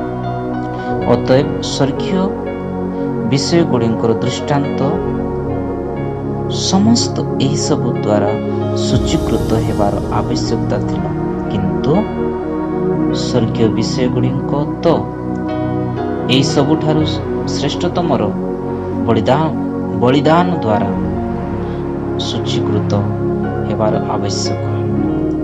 କାରଣ ପ୍ରତ୍ୟେକ ବିଷୟରେ ପ୍ରତିରୂପ ଯେ ହସ୍ତକୃତ ମହାପବିତ୍ର ସ୍ଥାନ, ସେଥିରେ ଖ୍ରୀଷ୍ଟ ସେବକ ନ କରି ବର ଆମମାନଙ୍କ ନିମନ୍ତେ ଏବେ ଈଶ୍ୱରଙ୍କ ସମ୍ବନ୍ଧରେ ଉପସ୍ଥିତ ହେବା ପାଇଁ ସ୍ୱର୍ଗରେ ପ୍ରବେଶ କରିଅଛନ୍ତି। ମହାଯାଜକ ଯେପରି ଅନ୍ୟର ରକ୍ତ ଘେନି ବର୍ଷକୁ ବର୍ଷ ମହାପବିତ୍ର ସ୍ଥାନରେ ପ୍ରବେଶ କରିଅଛନ୍ତି, ସେହିପରି ସେ ଯେ ଥରକୁ ଥର ଆପଣଙ୍କୁ ଉତ୍ସର୍ଗ କରିବେ ତାହା ନୁହେଁ। ତାହେଲେ ଜଗତର ପତନାବଧି ଥରକୁ ଥର ତାଙ୍କୁ ମୃତ୍ୟୁଭୋଗ କରିବାକୁ ହୋଇଥାନ୍ତା, କିନ୍ତୁ ଏବେ ସେ ଯୁଗାନ୍ତ ସମୟରେ ଆପଣଙ୍କୁ ବଳି ରୂପେ ଉତ୍ସର୍ଗ କରିବା ଦ୍ୱାରା ପାପ ଦୂର କରିବାକୁ ପ୍ରକାଶିତ ହୋଇଅଛି। ମନୁଷ୍ୟମାନଙ୍କ ନିମନ୍ତେ ଯେପରି ଥରେ ମାତ୍ର ମୃତ୍ୟୁ ଆଉ ତାହାପରେ ବିଚାର ନିର୍ମିତ ଅଛି, ସେହିପରି ଖ୍ରୀଷ୍ଟ ମଧ୍ୟ ଅନେକଙ୍କ ପାପ ବହନ କରିବା ନିମନ୍ତେ ଥରେ ମାତ୍ର ଉତ୍ସର୍ଗୀକୃତ ହୋଇ ଦ୍ୱିତୀୟ ଥର ପାପ ସକାଶେ ନୁହେଁ, ବର ଯେଉଁମାନେ ତାହାଙ୍କ ଅପେକ୍ଷାରେ ଅଛନ୍ତି ସେମାନଙ୍କ ପରିତ୍ରାଣ ନିମନ୍ତେ ଦର୍ଶନ ଦେବେ। ଅଧ୍ୟାୟ 10 ଯୀଶୁଖ୍ରୀଷ୍ଟଙ୍କ ସମ୍ପୂର୍ଣ୍ଣ ବଳିଦାନ। କାରଣ ବ୍ୟବସ୍ଥା ଆଗାମୀ ଉତ୍ତମ ବିଷୟରେ ଛାୟା ସ୍ୱରୂପ ହୋଇ ସେହି ସବୁ ବିଷୟରେ କେବଳ ପ୍ରତିମୂର୍ତ୍ତି ନ ହେବାରୁ ଯାଜକମାନଙ୍କର ବର୍ଷକୁ ବର୍ଷ ସର୍ବଦା ସେହି ଏକ ପ୍ରକାରେ ବଳି ଉତ୍ସର୍ଗ କରିବା ଦ୍ୱାରା ଉପାସକମାନଙ୍କୁ କଦାପି ସିଦ୍ଧ କରିପାରିଲେ ନାହିଁ। ଯଦି ପାରିଥାନ୍ତା ତେବେ ଉପାସକମାନେ ଥରେ ଶୁଚୀକୃତ ହୋଇ ବିବେକରେ ଆଉ ପାପର ବୋଧ ନ ପାଇବାରୁ ସେହି ସବୁ ବଳିର ଉତ୍ସର୍ଗ କ'ଣ ନିବୃତ୍ତ ହୋଇ ନଥାନ୍ତା। କିନ୍ତୁ ସେହି ସବୁ ବଳିରେ ବର୍ଷକୁ ବର୍ଷ ପାପ ସ୍ମରଣ କରାଯାଏ, କାରଣ ବୃଷ ଓ ଚାଗର ରକ୍ତ ଯେ ପାପ ହରଣ କରିବ ଏହା ଅସମ୍ଭବ। ଏଥିପାଇଁ ଖ୍ରୀଷ୍ଟ ଜଗତକୁ ଆଗମନ କରି କହନ୍ତି, ବଳିଦାନ ଓ ନୈବେଦ୍ୟ ନ ଲୋଡ଼ି ମୋ ନିମନ୍ତେ ଏକ ଶରୀର ପ୍ରସ୍ତୁତ କଲ। ହୋମ ବଳି ଓ ପାପାର୍ଥକ ବଳିରେ ସନ୍ତୁଷ୍ଟ ହେଲ ନାହିଁ। ସେତେବେଳେ ମୁଁ କହିଲି, ଦେଖ, ଶାସ୍ତ୍ରରେ ମୋ ବିଷୟରେ ଲେଖା ଅଛି, ହେ ଈଶ୍ୱର, ତୁମର ଇଚ୍ଛା ସାଧନ କରିବାକୁ ମୁଁ ଆସିଅଛି। ପରେ ସେ କହନ୍ତି, ବଳିଦାନ, ନୈବେଦ୍ୟ, ହୋମବଳି ଓ ପାପାର୍ଥକ ବଳି ତୁମେ ଲୋଡ଼ିଲ ନାହିଁ, କିମ୍ବା ସେଥିରେ ତୁମର ସନ୍ତୋଷ ନଥିଲା, ଯାହା ସବୁ ବ୍ୟବସ୍ଥା ଅନୁସାରେ ଉତ୍ସର୍ଗ କରାଯାଏ। ତତ୍ପରେ ସେ କହନ୍ତି, ଦେଖ, ତୁମର ଇଚ୍ଛା ସାଧନ କରିବାକୁ ମୁଁ ଆସିଅଛି। ଦ୍ୱିତୀୟଟି ସ୍ଥାପନ କରିବା ନିମନ୍ତେ ସେ ପ୍ରଥମଟି ଲୋପ କରନ୍ତି। ଯୀଶୁଖ୍ରୀଷ୍ଟଙ୍କ ଶରୀର ଏକାଥରକେ ଉତ୍ସର୍ଗୀକୃତ ହେବା ଦ୍ୱାରା ସେହି ଇଚ୍ଛା ହେତୁ ଆମେମାନେ ପବିତ୍ରକୃତ ହୋଇଅଛୁ। ଆହୁରି ମଧ୍ୟ ପ୍ରତ୍ୟେକ ଯାଜକ ପ୍ରତିଦିନ ସେବା କରିବା ପାଇଁ ଥରକୁ ଥର ସେଇ ଏକ ପ୍ରକାର ବଳି ଉତ୍ସର୍ଗ କରିବା ପାଇଁ ଠିଆ ହୋଇଥାନ୍ତି। ସେହି ସବୁ କେବେ ପାପ ହରଣ କରିପାରେ ନାହିଁ, ମାତ୍ର ସେ ପାପ ନିମନ୍ତେ କେବଳ ଏକ ବଳି ଉତ୍ସର୍ଗ କଲା ଉତ୍ତାରେ ଈଶ୍ୱରଙ୍କ ଦକ୍ଷିଣ ପାର୍ଶ୍ୱରେ ଚିରକାଳ ପର୍ଯ୍ୟନ୍ତ ଉପବେଶନ କଲେ। ସେଇ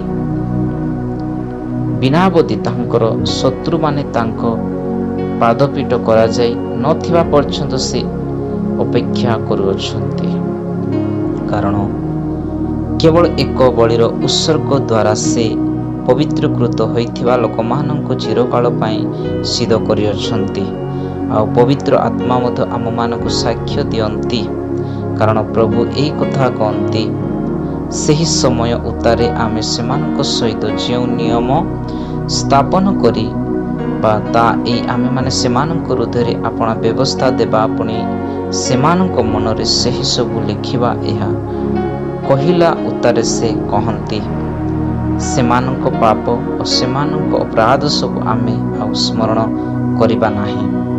ଏ ସମସ୍ତ ମୋଚନ ହେବା ସ୍ଥଳେ ପାପ ନିମନ୍ତେ ଆଉ ବଳି ଉତ୍ସର୍ଗ କରିବା ଅନାବଶ୍ୟକ। ଈଶ୍ୱରଙ୍କ ନିକଟବର୍ତ୍ତୀ ହେବା। ଅତଏବ ହେ ଭାଇମାନେ, ଯୀଶୁ ବିଚ୍ଛୁତ ବସ୍ତ୍ର ଅର୍ଥାତ୍ ଆପଣା ଶରୀର ଦ୍ୱାରା ଯେଉଁ ନୂତନ ଓ ଜୀବନଦାୟକ ପଥ ଆମମାନଙ୍କ ନିମନ୍ତେ ପ୍ରଶସ୍ତ କରିଅଛନ୍ତି, ସେହି ପଥରେ ଯୀଶୁଙ୍କ ରକ୍ତ ଦ୍ୱାରା ମହାପବିତ୍ର ସ୍ଥାନରେ ପ୍ରବେଶ କରିବା ନିମନ୍ତେ ଆମମାନଙ୍କୁ ସାହସ ଥିବାରୁ, ପୁଣି ଈଶ୍ୱରଙ୍କ ଗୃହ ଉପରେ ନିଯୁକ୍ତ ଆମମାନଙ୍କର ଜଣେ ମହାଯାଜକ ଥିବାରୁ, ଆସ ଆମେମାନେ ହୃଦୟ ପ୍ରକ୍ଷାଳନ ଦ୍ୱାରା କଳୁଷିତ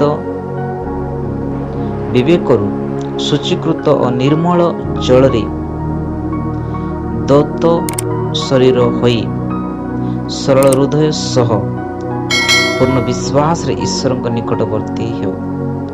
ଆମେମାନେ ଯେଉଁ ଭରସା ସ୍ୱୀକାର କରୁଛୁ ତାହା ଅଟଳ ଭାବରେ ଦୃଢ଼ ଧରୁ, କାରଣ ସେ ପ୍ରତିଜ୍ଞା କରିଅଛନ୍ତି, ସେ ବିଶ୍ୱସ୍ତ। ପୁଣି ପ୍ରେମ ଓ ସତ୍କ୍ରିୟାରେ ପ୍ରବର୍ତ୍ତାଇବା ନିମନ୍ତେ ପରସ୍ପର ବିଷୟରେ ମନୋଯୋଗ କରୁ। ଆଉ କେହି ଯେପରି ଆମମାନଙ୍କ ମଣ୍ଡଳୀ ଉପାସନା ପରିତ୍ୟାଗ କରିଥାନ୍ତି, ଆମେମାନେ ସେହିପରି ନ କରୁ, ବର ପରସ୍ପରଙ୍କୁ ଉତ୍ସାହ ଦେଉ। ବିଶେଷତଃ ଯେତେବେଳେ ତୁମମାନଙ୍କ ପ୍ରଭୁଙ୍କ ଦିନ ନିକଟବର୍ତ୍ତୀ ହୋଇ ଆସୁଅଛି ବୋଲି ଦେଖୁଅଛ। କାରଣ ସତ୍ୟ ଜ୍ଞାନ ଲାଭ କରିବା ପରେ ଯଦି ଆମେମାନେ ସ୍ୱେଚ୍ଛାପୂର୍ବକ ପାପ କରୁଥାଉ, ତେବେ ପାପାର୍ଥକ ବଳି ଆଉ ଅବଶିଷ୍ଟ ନଥାଏ। ବର ବିଚାର ଏକ ପ୍ରକାର ଉଭୟଙ୍କର ପ୍ରତିଜ୍ଞା ଓ ପିପିକ୍ଷମାନଙ୍କୁ ଗ୍ରାସକାରୀ ଅଗ୍ନିର ପ୍ରବଞ୍ଚନା ପ୍ରଚଣ୍ଡତା ଅବଶିଷ୍ଟ ଥାଏ। ସେ ମଶାଙ୍କ ବ୍ୟବସ୍ଥାରୁ ଅମାନ୍ୟ କଲେ ସେ ଦୟାପ୍ରାପ୍ତ ନ ହୋଇ 2 କିମ୍ବା 3 ଜଣ ସାକ୍ଷୀଙ୍କ ପ୍ରଣାମରେ ହତ ହୁଏ। ତେବେ ଭାବି ଦେଖ, ସେ ଈଶ୍ୱରଙ୍କ ପୁତ୍ରଙ୍କୁ ପଦଦଳିତ କରିଅଛନ୍ତି। ନିୟମର ଯେଉଁ ରକ୍ତ ଦ୍ୱାରା ସେ ପବିତ୍ରକୃତ ହୋଇଥିଲା, ତାକୁ ସାମାନ୍ୟ ବିଷୟ ବୋଲି ମନେ କରିଅଛନ୍ତି ଓ ଅନୁଗ୍ରହଦାତା ଆତ୍ମାଙ୍କ ଅବମାନନା କରିଅଛନ୍ତି। ସେ କେତେ ଅଧିକ ଗୁରୁତର ଦଣ୍ଡର ଯୋଗ୍ୟ ନ ହେଉ, କାରଣ ପ୍ରତିଶୋଧ ନେବା ଆମର ଅଧିକାର। ଆମ୍ଭେ ପ୍ରତିଫଳ ଦେବା ଯେ ଏହି କଥା କହିଅଛନ୍ତି, ତାଙ୍କୁ ଆମମାନେ ଜାଣୁ। ପୁନଶ୍ଚ ପ୍ରଭୁ ଆପଣ ଲୋକମାନଙ୍କର ବିଚାର କରିବେ। ଜୀବିତ ଈଶ୍ୱରଙ୍କ ହସ୍ତରେ ପଡ଼ିବା ଭୟଙ୍କର ବିଷୟ। କିନ୍ତୁ ଲୋକପ୍ରାପ୍ତ ହେଲା ଉତ୍ତାରରେ, ଯେତେବେଳେ ତୁମେମାନେ ନାନା ଦୁଃଖଭୋଗ ସ୍ୱରୂପ କଠୋର ଅଗ୍ରାମ ସିଂହ କରିଥିଲୁ, ସେହି ପୂର୍ବ ସମୟରୁ ସ୍ମରଣରେ ଆଣ। ଏକ ଦିନରେ ତିରସ୍କାର ଓ କ୍ଲେଶ ଦ୍ୱାରା କୌତୁକାସ୍ପଦ ହୋଇଥିଲ, ଅନ୍ୟ ଦିନରେ ସେହି ପ୍ରକାର ବ୍ୟବସ୍ଥାର ପାଉଥିବା ଲୋକମାନଙ୍କର ସହଭାଗୀ ହୋଇଥିଲ। କାରଣ ତୁମେମାନେ ବନ୍ଦୀମାନଙ୍କ ସହିତ ଦୁଃଖ ଭୋଗ କରିଥିଲ, ଆଉ ତୁମମାନଙ୍କ ନିଜର ଯେ ଅଧିକ ଉତ୍ତମ ଓ ନିତ୍ୟସ୍ଥାୟୀ ସମ୍ପତ୍ତି ଅଛି, ଏହା ଜାଣି ଆନନ୍ଦରେ ତୁମମାନଙ୍କ ସମ୍ପତ୍ତିର ଲୁଣ୍ଠନ କରୁଥିଲ। ଅତଏବ ତୁମମାନଙ୍କର ସାହସ ପରିତ୍ୟାଗ କର ନାହିଁ, ସେଥିର ମହା ପୁରସ୍କାର ଅଛି। ଯେଣୁ ତୁମେମାନେ ଯେପରି ଈଶ୍ୱରଙ୍କର ଇଚ୍ଛା ସାଧନ କରି ପ୍ରତିଜ୍ଞାର ଫଳ ପ୍ରାପ୍ତ ହୋଇପାର, ଏଥି ନିମନ୍ତେ ତୁମମାନଙ୍କର ଧୈର୍ଯ୍ୟଶୀଳ ହେବା ପ୍ରୟୋଜନ। କାରଣ ଆଉ ଅତ୍ୟଳ୍ପ ସମୟ ମାତ୍ର ଯାହାଙ୍କ ଆଗମନ କରିବାର ଅଛି, ସେ ଆଗମନ କରିବେ ଓ ବିଳମ୍ବ କରିବେ ନାହିଁ। ଆମମାନଙ୍କ ଧାର୍ମିକ ଭକ୍ତି ବିଶ୍ୱାସ ଦ୍ୱାରା ବଞ୍ଚିବ। କିନ୍ତୁ ଯଦି କେହି ପଶ୍ଚାତପଦ ହୁଏ, ତାହେଲେ ଆମର ଆତ୍ମା ତାଙ୍କଠାରେ ସନ୍ତୁଷ୍ଟ ନୁହେଁ। ମାତ୍ର ଯେଉଁମାନେ ବିନାଶ ନିମନ୍ତେ ପଶ୍ଚାତପଦ ହୁଅନ୍ତି, ଆମେମାନେ ସେମାନଙ୍କ ଦଳର ଲୋକ ନୁହଁ।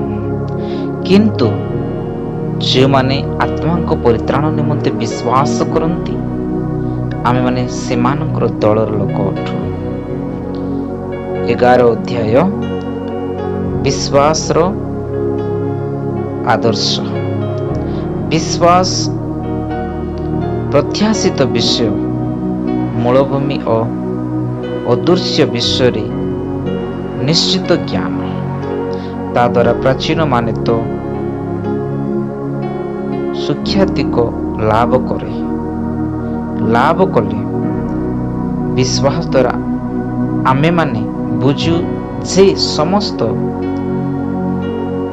ବିଶ୍ୱ ଈଶ୍ୱରଙ୍କ ବାକ୍ୟ ଦ୍ୱାରା ରଚିତ। ଅତଏବ ଯେକୌଣସି ପ୍ରତ୍ୟକ୍ଷ ବିଷୟରୁ ସଦୃଶ୍ୟ ବିଷୟରେ ଉତ୍ପନ୍ନ ହୋଇନାହିଁ। ବିଶ୍ୱାସ ଦ୍ୱାରା କେବଳ ଈଶ୍ୱରଙ୍କ ଚାମୁରେ କଇନ ଅପେକ୍ଷା ଉତ୍କୃଷ୍ଟ ବଳି ଉତ୍ସର୍ଗ କଲେ ଓ ଓ ତା ଦ୍ୱାରା ସେ ଧାର୍ମିକ ବୋଲି ସାକ୍ଷ୍ୟ ପାଇଲେ। ଈଶ୍ୱର ନିଜେ ତାଙ୍କ ଦାନ ସମ୍ବନ୍ଧରେ ସାକ୍ଷ୍ୟ ଦେଲେ, ଆଉ ସେ ମୃତ୍ୟୁ ହେଲେ ହିଁ ବିଶ୍ୱାସ ଦ୍ୱାରା ଆଜି ପର୍ଯ୍ୟନ୍ତ କଥା କହୁଅଛନ୍ତି। ବିଶ୍ୱାସ ଦ୍ୱାରା ହନୋକ ମୃତ୍ୟୁଭୋଗ ନ କରି ଅନ୍ତର୍ନିହିତ ହେଲେ। ସେ ଆଉ ଦେଖାଗଲେ ନାହିଁ, କାରଣ ଈଶ୍ୱର ତାଙ୍କୁ ଅନ୍ତର୍ନିହିତ କରିଥିଲେ। ସେ ଯେ ଈଶ୍ୱରଙ୍କର ସନ୍ତୋଷ ପାତ୍ର, ଅନ୍ତର୍ହିତ ହେବା ପୂର୍ବେ ସେଥିର ସାକ୍ଷ୍ୟ ପ୍ରାପ୍ତ ହୋଇଥିଲେ। ଆଉ ବିଶ୍ୱାସ ବିନା ତାଙ୍କୁ ସନ୍ତୋଷ ପାତ୍ର ହେବା ଅସମ୍ଭବ, କାରଣ ଈଶ୍ୱର ଯିଏ ଅଛନ୍ତି ଆଉ ସେ ଯେ ତାଙ୍କ ଅନ୍ୱେଷଣକାରୀ ମାନଙ୍କର ପୁରସ୍କାର ଦାତା, ଏହା ତାହାଙ୍କ ଜାମକୁ ଆସିବା ଲୋକମାନଙ୍କର ବିଶ୍ୱାସ କରିବା ଆବଶ୍ୟକ। ବିଶ୍ୱାସ ଦ୍ୱାରା ନହ ସେ ସମୟ ପର୍ଯ୍ୟନ୍ତ ଅପ୍ରକାଶିତ ବିଷୟରେ ସମ୍ବନ୍ଧରେ ପ୍ରତ୍ୟାଦେଶ ପାଇ ଭକ୍ତି ସହକାରେ ଆପଣା ପରିବାର ରକ୍ଷା ନିମନ୍ତେ ଗୋଟିଏ ଜାହାଜ ନିର୍ମାଣ କଲେ। ପୁଣି ସେଇ ବିଶ୍ୱାସ ଦ୍ୱାରା ସେ ଜଗତଙ୍କୁ ଦୋଷୀ କରି ବିଶ୍ୱାସ ଅନୁଯାୟୀ ଧାର୍ମିକତାର ଅଧିକାର ହେଲେ। ବିଶ୍ୱାସ ଦ୍ୱାରା ଅବ୍ରାମ ଆହ୍ୱାନ ପ୍ରାପ୍ତ ହୁଅନ୍ତି, ଯେଉଁ ଦେଶ ସେ ଅଧିକାର ସ୍ୱରୂପେ ପାଇବାକୁ ଯାଇଥିଲେ। ଆଜ୍ଞାବହ ହୋଇ ସେଟାକୁ ବାହାରି ଗଲେ। ପୁଣି ସେ ଯେଉଁଠାକୁ ଯାଉଅଛନ୍ତି ତା ନ ଜାଣି ସୁଦ୍ଧା ବାହାରି ଗଲେ। ବିଶ୍ୱାସ ଦ୍ୱାରା ସେ ବିଦେଶୀ ସ୍ୱରୂପେ ପ୍ରତିଜ୍ଞାତ ଦେଶରେ ପ୍ରବାସୀ ହୋଇ ପ୍ରତିଜ୍ଞାର ସ୍ୱାଧିକାରୀ ଇସାକଙ୍କ ଓ ଯାକୋବଙ୍କ ସହିତ ତମ୍ବୁରେ ବାସ କଲେ। କାରଣ ଯେଉଁ ନଗର ବୃତ୍ତିମୂଳ ବିଶିଷ୍ଟ, ପୁଣି ଯାହାର ଶିଳ୍ପୀ ଓ ନିର୍ମାତା ସ୍ୱୟଂ ଈଶ୍ୱର, ସେ ତହିଁର ଅପେକ୍ଷାରେ ଥିଲେ। ବିଶ୍ୱାସ ଦ୍ୱାରା ସାରା ନିଜେ ମଧ୍ୟ ପ୍ରତିଜ୍ଞାକାରୀଙ୍କୁ ବିଶ୍ୱସ୍ତ ଜ୍ଞାନ କରି ଗତବୟସ୍କା ହେଲେ ହିଁ ଜାତିର ଆଦି ପିତା ହେବାକୁ ଶକ୍ତି ପ୍ରାପ୍ତ ହେଲେ। ଏ ହେତୁରୁ ମଧ୍ୟ ମୃତ୍ୟୁକଳ୍ପ ଜଣେ ବ୍ୟକ୍ତିଙ୍କ ଠାରୁ ଆକାଶର ନକ୍ଷତ୍ର କଣ ପରି ଅସଂଖ୍ୟ ଓ ସମୁଦ୍ର ତୀରସ୍ଥ ବାଲୁକା ପରି ଅଗଣ୍ୟ ଏକ ଜାତି ଉତ୍ପନ୍ନ ହେଲା। ଏ ସମସ୍ତ ବିଶ୍ୱାସରେ ପ୍ରାଣତ୍ୟାଗ କଲେ। ସେମାନେ ପ୍ରତିଜ୍ଞାତ ଫଳ ପ୍ରାପ୍ତ ହେଲେ ନାହିଁ, ମାତ୍ର ଦୂରରୁ ତାହା ଦେଖି ଅଭିନନ୍ଦନ କଲେ ଏବଂ ପୃଥିବୀରେ ଆମମାନଙ୍କୁ ବିଦେଶୀ ଓ ପ୍ରବାସୀ ବୋଲି ସ୍ୱୀକାର କଲେ। କାରଣ ଯେଉଁମାନେ ଏହିପରି କଥା କହନ୍ତି, ସେମାନେ ଯେ ନିଜର ଗୋଟିଏ ଦେଶ ଅନ୍ୱେଷଣ କରୁଅଛନ୍ତି ଏହା ପ୍ରକାଶ କରନ୍ତି। ପୁଣି ଯେଉଁ ଦେଶରୁ ସେମାନେ ବାହାରି ଆସିଥିଲେ, ଯଦି ପ୍ରକୃତରେ ସେହି ଦେଶରୁ ସ୍ମରଣ କରିଥାନ୍ତେ, ତାହେଲେ ସେମାନଙ୍କର ବାଉଡ଼ି ଯିବାକୁ ସୁଯୋଗ ହୋଇନଥାନ୍ତା। କିନ୍ତୁ ସେମାନେ ଗୋଟିଏ ଉତ୍କୃଷ୍ଟତର ଅର୍ଥାତ୍ ସ୍ୱର୍ଗୀୟ ଦେଶର ଆକାଂକ୍ଷା କରୁଥିଲେ। ଏତ ଈଶ୍ୱର ସେମାନଙ୍କ ଈଶ୍ୱର ବୋଲି ଖ୍ୟାତ ହେବାରୁ ସେମାନଙ୍କ ସମ୍ବନ୍ଧରେ ଲଜ୍ଜିତ ନୁହନ୍ତି, କାରଣ ସେ ସେମାନଙ୍କ ନିମନ୍ତେ ଗୋଟିଏ ନଗର ପ୍ରଶସ୍ତ କରିଅଛନ୍ତି। ବିଶ୍ୱାସ ଦ୍ୱାରା ଅବ୍ରାମ ପରୀକ୍ଷିତ ହୋଇ ଇସାକଙ୍କୁ ଉତ୍ସର୍ଗ କଲେ। ହଁ, ଯେଉଁ ବ୍ୟକ୍ତି ପ୍ରତିଜ୍ଞା ସମ ପ୍ରାପ୍ତ ହୋଇଥିଲେ, ଯାହାକୁ କୁହାଯାଇଥିଲା ଯେ ଇସାକଙ୍କ ଠାରୁ ଉତ୍ପନ୍ନ ବଂଶ ଖ୍ୟାତ ହେବ ବୋଲି, ବ୍ୟକ୍ତି ଆପଣଙ୍କୁ ଅଦ୍ୱିତୀୟ ପୁତ୍ରଙ୍କୁ ଉତ୍ସର୍ଗ କରିବାକୁ ଯାଇଥିଲେ। କାରଣ ଈଶ୍ୱର ଯେ ମୃତ୍ୟୁମାନଙ୍କ ମଧ୍ୟରୁ ସୁଦ୍ଧା ପୁନରୁତ୍ଥାନ କରିବାକୁ ସମର୍ଥ, ଏହା ସେ ମନେ କରିଥିଲେ, ଆଉ ସେ ମଧ୍ୟ ତାଙ୍କୁ ଦୃଷ୍ଟାନ୍ତ ଭାବେ ମୃତ୍ୟୁରୁ ଫେରି ପାଇଲେ। ବିଶ୍ୱାସ ଦ୍ୱାରା ଇସାକ ଭବିଷ୍ୟତ ବିଷୟରେ ମଧ୍ୟ ଯାକୋବ ଈଶ୍ୱରଙ୍କୁ ଆଶୀର୍ବାଦ କଲେ। ଓ ବିଶ୍ୱାସ ଦ୍ୱାରା ଯାକୋବ ମୃତ୍ୟୁ ସମୟରେ ଯୋସେଫଙ୍କ ପ୍ରତ୍ୟେକ ପୁତ୍ରଙ୍କୁ ଆଶୀର୍ବାଦ କଲେ। ପୁଣି ଆପଣ ଯଷ୍ଟିର ଅଗ୍ରଭାଗରେ ଆଉ ଯେପରି ପ୍ରଣାମ କଲେ। ବିଶ୍ୱାସ ଦ୍ୱାରା ଯୋସେଫ ମୃତ୍ୟୁ ସମୟରେ ଇସ୍ରାଏଲ ସନ୍ତାନମାନଙ୍କ ପ୍ରସ୍ଥାନ ବିଷୟରେ ଉଲ୍ଲେଖ କଲେ, ପୁଣି ଆପଣା ଅସ୍ଥି ସମ୍ବନ୍ଧରେ ଆଜ୍ଞା ଦେଲେ। ବିଶ୍ୱାସ ଦ୍ୱାରା ମୋଶା ପିତାମାତା ତାଙ୍କ ଜନ୍ମ ହେବା ସମୟରେ ତାଙ୍କୁ ଗୋଟିଏ ସୁନ୍ଦର ପିଲା ବୋଲି ଦେଖି ରାଜାଜ୍ଞାକୁ ଭୟ ନ କରି 3 ମାସ ପର୍ଯ୍ୟନ୍ତ ତାଙ୍କୁ ଗୋପନରେ ରଖିଲେ। ବିଶ୍ୱାସ ଦ୍ୱାରା ମୋଶା ବୟସ୍କ ପ୍ରାପ୍ତ ହେଲା ଉତ୍ତାରରେ ପାରଙ୍କର କନ୍ୟାଙ୍କ ପୁତ୍ର ବୋଲି ଜ୍ଞାତ ହେବାକୁ ନାସ୍ତି କଲେ। ପାପର କ୍ଷଣିକ ସୁଖଭୋଗ ଅପେକ୍ଷା ଈଶ୍ୱରଙ୍କ ଲୋକମାନଙ୍କ ସହିତ ବଡ଼ ଦୁଃଖ ଭୋଗ କରିବାକୁ ସେ ପସନ୍ଦ କଲେ। ପୁଣି ମିଶ୍ରରେ ସମସ୍ତ ଧନ ଅପେକ୍ଷା ଖ୍ରୀଷ୍ଟଙ୍କ ନିଧାର ସୌଭାଗୀ ହେବାର ଶ୍ରେଷ୍ଠତର ଧନ ବୋଲି ମନେ କଲେ, କାରଣ ସେ ପୁନର୍ବାର ଦାନର ସମୟ ପ୍ରତି ଦୃଷ୍ଟିପାତ କଲେ। ବିଶ୍ୱାସ ଦ୍ୱାରା ସେ ରାଜାଙ୍କ କ୍ରୋଧରୁ ଭୟ ନ କରି ମିଶ୍ର ପରିତ୍ୟାଗ କଲେ, ତେଣୁ ସେ ଅଦୃଶ୍ୟ ତାଙ୍କୁ ଦର୍ଶନ କଲା ପରେ ସ୍ତୁତିର ରହିଲେ।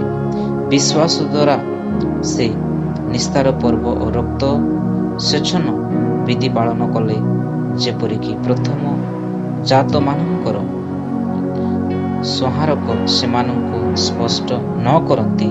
ବିଶ୍ୱାସ ଦ୍ୱାରା ସେମାନେ ସ୍ପଷ୍ଟ ଭୂମି ପାର ହେଲା।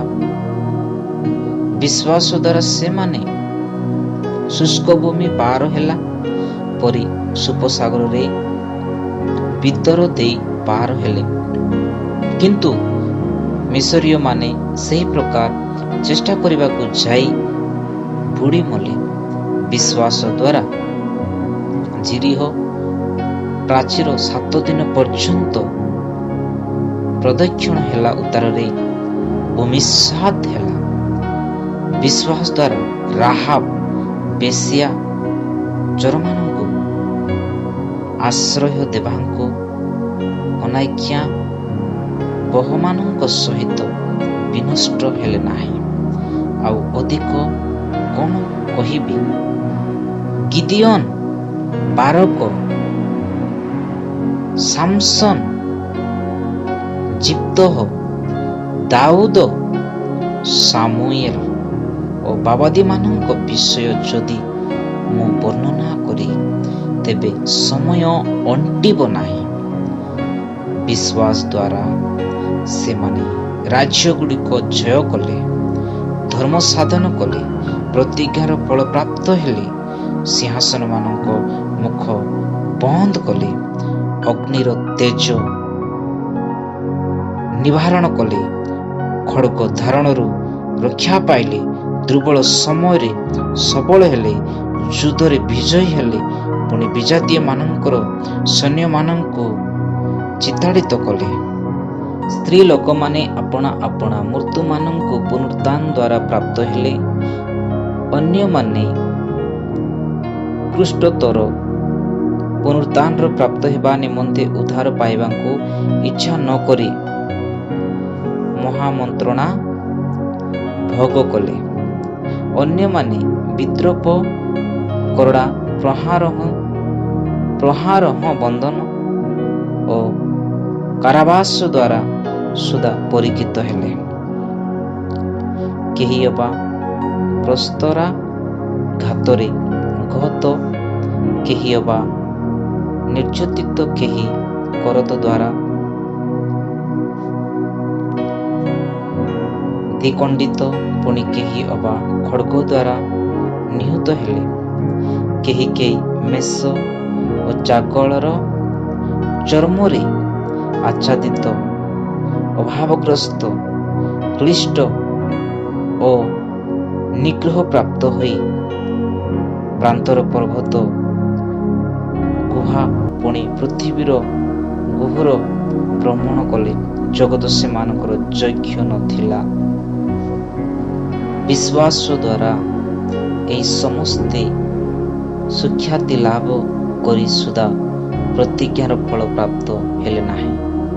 ତେଣୁ ଈଶ୍ୱର ଆମମାନଙ୍କ ନିମନ୍ତେ ଉତ୍କୃଷ୍ଟତର ବିଷୟ ପ୍ରସ୍ତୁତ କରି ରଖିଥିଲେ, ସେହିପରି ସେମାନେ ଆମମାନଙ୍କ ବିନା ସିଦ୍ଧି ଲାଭ ନ କରନ୍ତି। ଅଧ୍ୟାୟ 12 ବିଶ୍ୱାସର ଆଦିକର୍ତ୍ତା ସିଦ୍ଧିଦାତା ଯୀଶୁ। ଅତଏବ ଏଡ଼େ ବୃହତ୍ ମେଷତୁଲ୍ୟ ସାକ୍ଷୀମାନଙ୍କ ଦ୍ୱାରା ବେଷ୍ଟିତ ହେବାରୁ ଆସ ଆମେମାନେ ପ୍ରତ୍ୟେକ ଲାଭ ଓ ସହଜରେ ବେଷ୍ଟନକାରୀ ପାପ ପରିତ୍ୟାଗ କରି ବିଶ୍ୱାସର ନେତା ଓ ସିଦ୍ଧିଦାତା ଯୀଶୁଖ୍ରୀଷ୍ଟ ଲକ୍ଷ୍ୟ କରି ଧୈର୍ଯ୍ୟ ସହକାରେ ଆମମାନଙ୍କ ଗନ୍ତବ୍ୟ ପଥରେ ଧାବମାନ ହେଉ।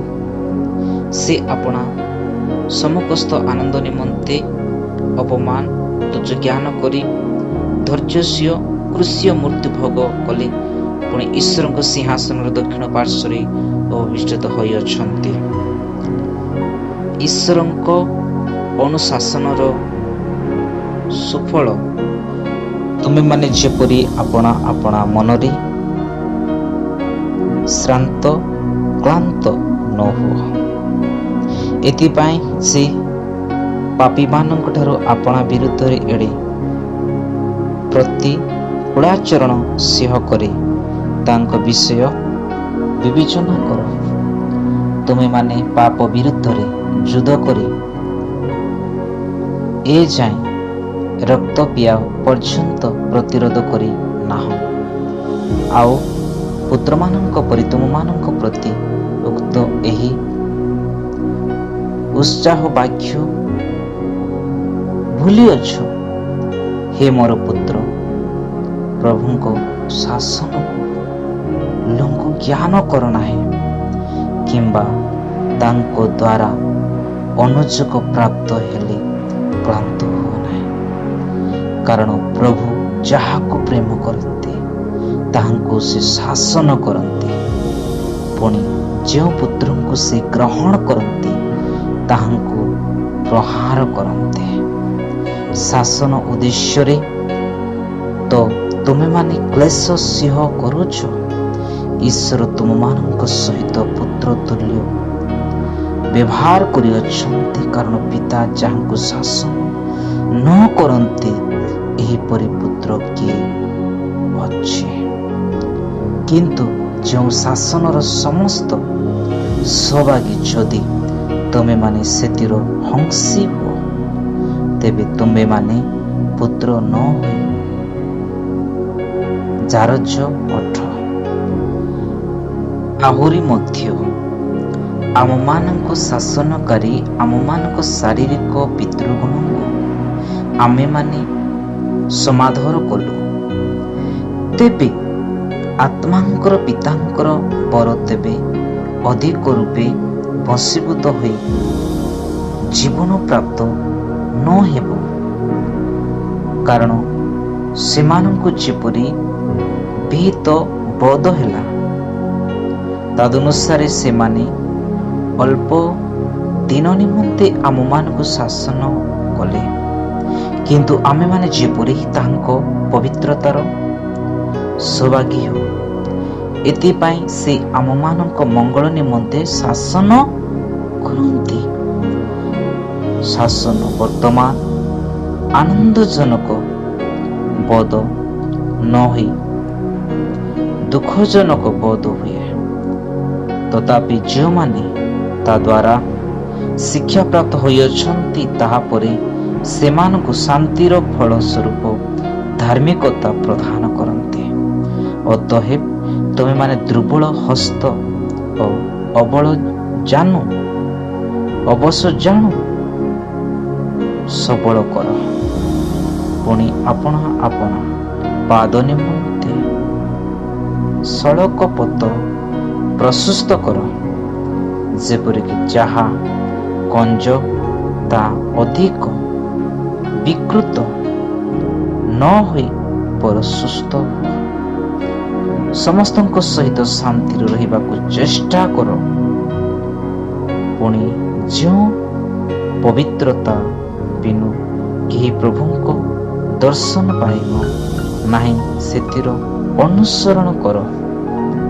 କାଳେ କେହି ଈଶ୍ୱର ଅନୁଗ୍ରହକୁ ପତିତ ଅବା ଯେକୌଣସି ତିକ୍ତତାର ମୂଳ ଅଙ୍କୁରିତ ହୋଇ ବଢ଼ି ଉଠେ ତୁମମାନଙ୍କର ଅବବିଷ୍ଟ କରେ, ଆଉ ସେ ତାହା ଦ୍ୱାରା ଅନେକ କଳୁଷିତ ହୁଅନ୍ତି। କିଅବା କେହି ପାରିବାରିକ ବା ତରକର ଖାଦ୍ୟ ନିମନ୍ତେ ଆପଣା ଜ୍ୟେଷ୍ଠାଧିକାର ବିକ୍ରୟକାରୀ ଯେ ଏସ୍ୟ ତାର ପରି ବି ଅଧର୍ମଚାରୀ ହୁଅ, ଏ ବିଷୟରେ ଅତି ଜାଗ୍ରତ ରୁହ। ତୁମେମାନେ ତ ଜାଣ ଯେପରି ସେ ଆଶୀର୍ବାଦର ଅଧିକାର ହେବା ନିମନ୍ତେ ଇଚ୍ଛା କରି ସୁଦ୍ଧା ଅଗ୍ରାହ୍ୟ ହେଲା, ପୁଣି ଅନୁତାପ କରିବା ନିମନ୍ତେ ଅଶ୍ରୁପାତ ସହ ସଯତ୍ନରେ ଚେଷ୍ଟା କଲେ ହେ ତାହା କରିବା ପାଇଁ ଆଉ ସୁଯୋଗ ପାଇଲା ନାହିଁ। ଏକ ଅଟଳ ରାଜ୍ୟ, କାରଣ ତୁମେମାନେ ଦୃଶ୍ୟ ପର୍ବତ ଓ ପ୍ରଚଳିତ ଅଗ୍ନି ନିକଟକୁ, ପୁଣି ନିବିଡ଼ ମେଘ ଅନ୍ଧକାରର ଝଡ଼, ତରୀକୃତ ଧ୍ୱନି ଓ ବାକ୍ୟର ଶବ୍ଦ ନିକଟକୁ ଆସିନାହ। ଶ୍ରୋତାମାନେ ସେହି ଶବ୍ଦ ଶୁଣି ଯେପରି ସେମାନଙ୍କୁ ଆଉ ଯେକୌଣସି ବାକ୍ୟ କୁହା ନଯାଏ ଏହା ନିବେଦନ କରିଥିଲେ। ଯେଣୁ କେହି ପଶୁ ସୁଦ୍ଧା ଯଦି କେହି ପର୍ବତ ସ୍ପଷ୍ଟ କରେ, ତେବେ ସେ ପ୍ରସ୍ତରାଘାତରେ ହତ ହେବ। ଏହି ଯେଉଁ ଆଜ୍ଞା ଦିଆଯାଇଥିଲା ତାହା ସେମାନେ ସହ୍ୟ କରିପାରିଲେ ନାହିଁ, କାରଣ କେହି ଦୃଶ୍ୟ ଏପରି ଭୟଙ୍କର ଥିଲା ଯେ ମୂଷା ହିଁ କହିଲେ, ମୁଁ ଅତ୍ୟନ୍ତ ଭୀତ ଓ କମ୍ପିତ ହୋଇଅଛି। କିନ୍ତୁ ତୁମେମାନେ ସିୟନ ପର୍ବତ, ଜୀବିତ ଈଶ୍ୱରଙ୍କର ନଗର ଅର୍ଥାତ୍ ସ୍ୱର୍ଗୀୟ ଜେରୁସାଲେମ, ଅସଂଖ୍ୟ ଦୂତ ବାହିନୀଙ୍କର ମହୋତ୍ସବ, ସ୍ୱର୍ଗରେ ଲିଖିତ ପ୍ରଥମଜାତ ମାନଙ୍କର ମଣ୍ଡଳୀ, ସମସ୍ତଙ୍କର ବିଚାରକର୍ତ୍ତା ଈଶ୍ୱର, ସିଦ୍ଧିପ୍ରାପ୍ତ ଧାର୍ମିକ ମାନଙ୍କର ଆତ୍ମାଗଣ, ନୂତନ ନିୟମ ମଧ୍ୟସ୍ଥ ଯୀଶୁ, ପୁଣି ଯେଉଁ ସେଚନର ରକ୍ତ ହେବଳଙ୍କ ରକ୍ତ ଅପେକ୍ଷା ଉତ୍କୃଷ୍ଟତର ବାକ୍ୟ କହେ ତା ନିକଟକୁ ଆସିଅଛ। ସାବଧାନ, ଯେ ବାକ୍ୟ କହୁଅଛି ତାଙ୍କୁ ଅଗ୍ରାହ୍ୟ ନ କର, କାରଣ ଯେ ପୃଥିବୀରେ ଆଦେଶ ଦେଲେ ତାଙ୍କୁ ଅଗ୍ରାହ୍ୟ କରିବାକୁ ସେମାନେ ଯଦି ରକ୍ଷା ପାଇଲେ ନାହିଁ,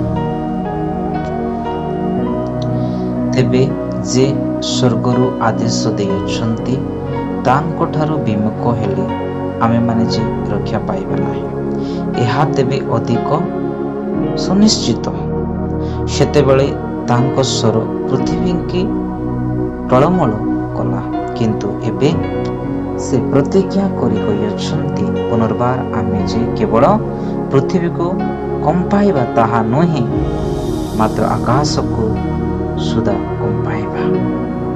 ପୁନର୍ବାର ବୋଲି କହିବା ଦ୍ୱାରା ଏହା ବୁଝାଯାଏ ଯେ ଅଟଳ ବିଷୟ ସବୁ ରଖିବା ନିମନ୍ତେ ଟଳମଳ ବିଷୟ ଅର୍ଥାତ୍ ସୃଷ୍ଟ ବିଷୟ ସବୁ ପରିବର୍ତ୍ତନ ହେବ। ଅତଏବ ଅଟଳ ରାଜ୍ୟ ପ୍ରାପ୍ତ ହେବାର ଆଶ ଆମେମାନେ କୃତଜ୍ଞ ହୋଇ ଭୟ ଓ କମ୍ପି ସହକାରେ ଈଶ୍ୱରଙ୍କ ସନ୍ତୋଷଜନକ ଉପାସନା କରୁ, କାରଣ ଆମମାନଙ୍କର ଈଶ୍ୱର ଗ୍ରାସକାରୀ ଅଗ୍ନିସ୍ୱରୂପ। ଅଧ୍ୟାୟ 13। ଈଶ୍ୱରଙ୍କ ସନ୍ତୋଷଜନକ ବଳି ସମୂହ। ଭାତୃପ୍ରେମ ସ୍ଥିର ହୋଇଥାଉ। ଆତିଥ୍ୟ ସତ୍କାର ନ ପାଶର। ଯେଣୁ ତାହା ଦ୍ୱାରା କେହି କେହି ଆଜ୍ଞାତସାରେ ଦୂତମାନଙ୍କୁ ଆତିଥ୍ୟ କରିଅଛନ୍ତି।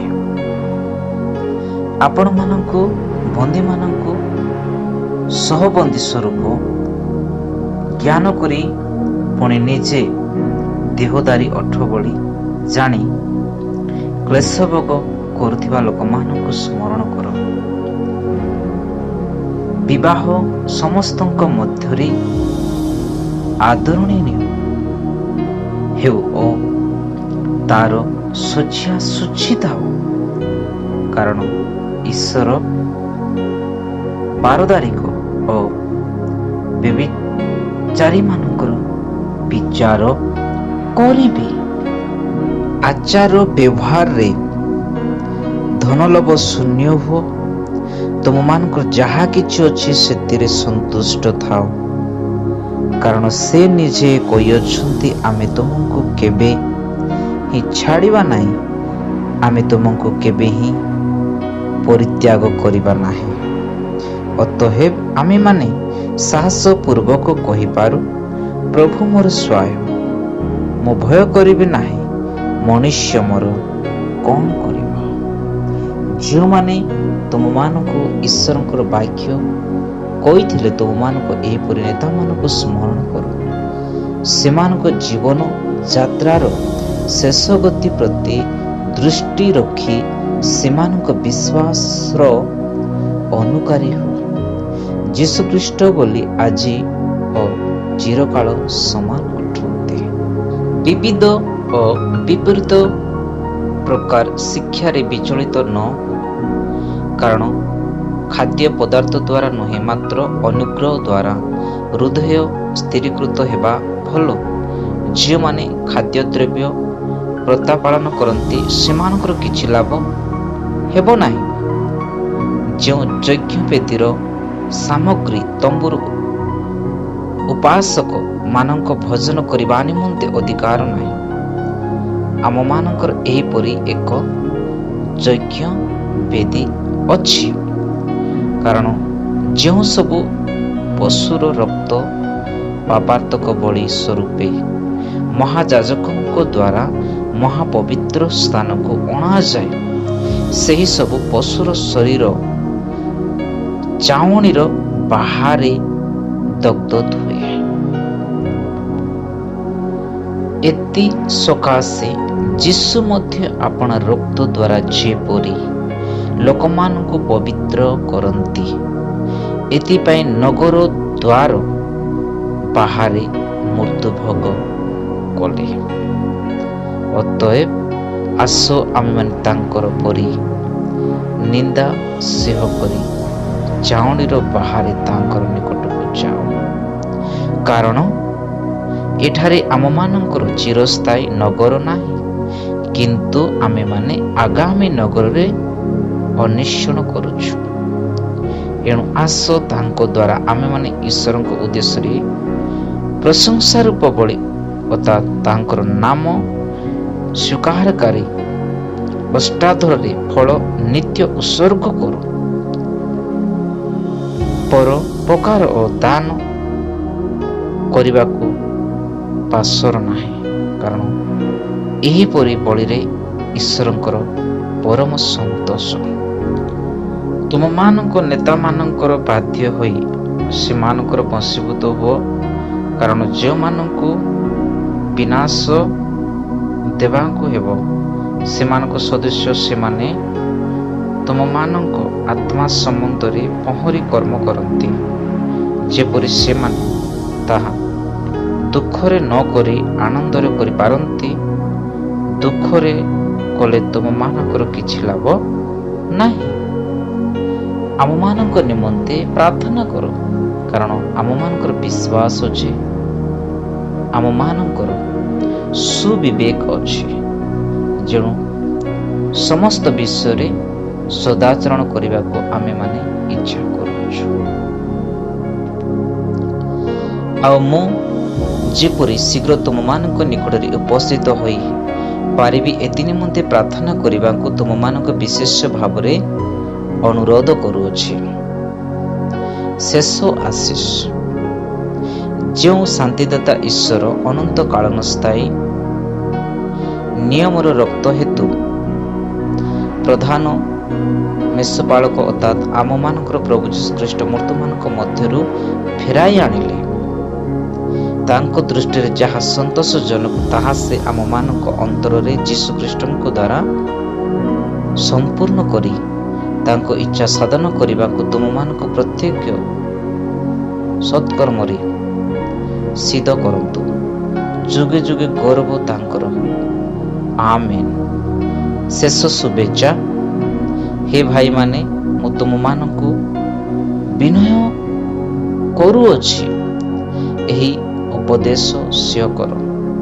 ଯେଣୁ ମୁଁ ସଂକ୍ଷେପରେ ତୁମମାନଙ୍କୁ ଲେଖୁଅଛି। ଆମମାନଙ୍କ ଭ୍ରାତା ତିମୋଥି ମୁକ୍ତ ହୋଇଅଛନ୍ତି ବୋଲି ଜାଣିବ। ଯଦି ସେ ଶୀଘ୍ର ଆସନ୍ତି, ତେବେ ତାଙ୍କ ସଙ୍ଗରେ ମୁଁ ତୁମମାନଙ୍କ ସହିତ ସାକ୍ଷାତ କରିବି।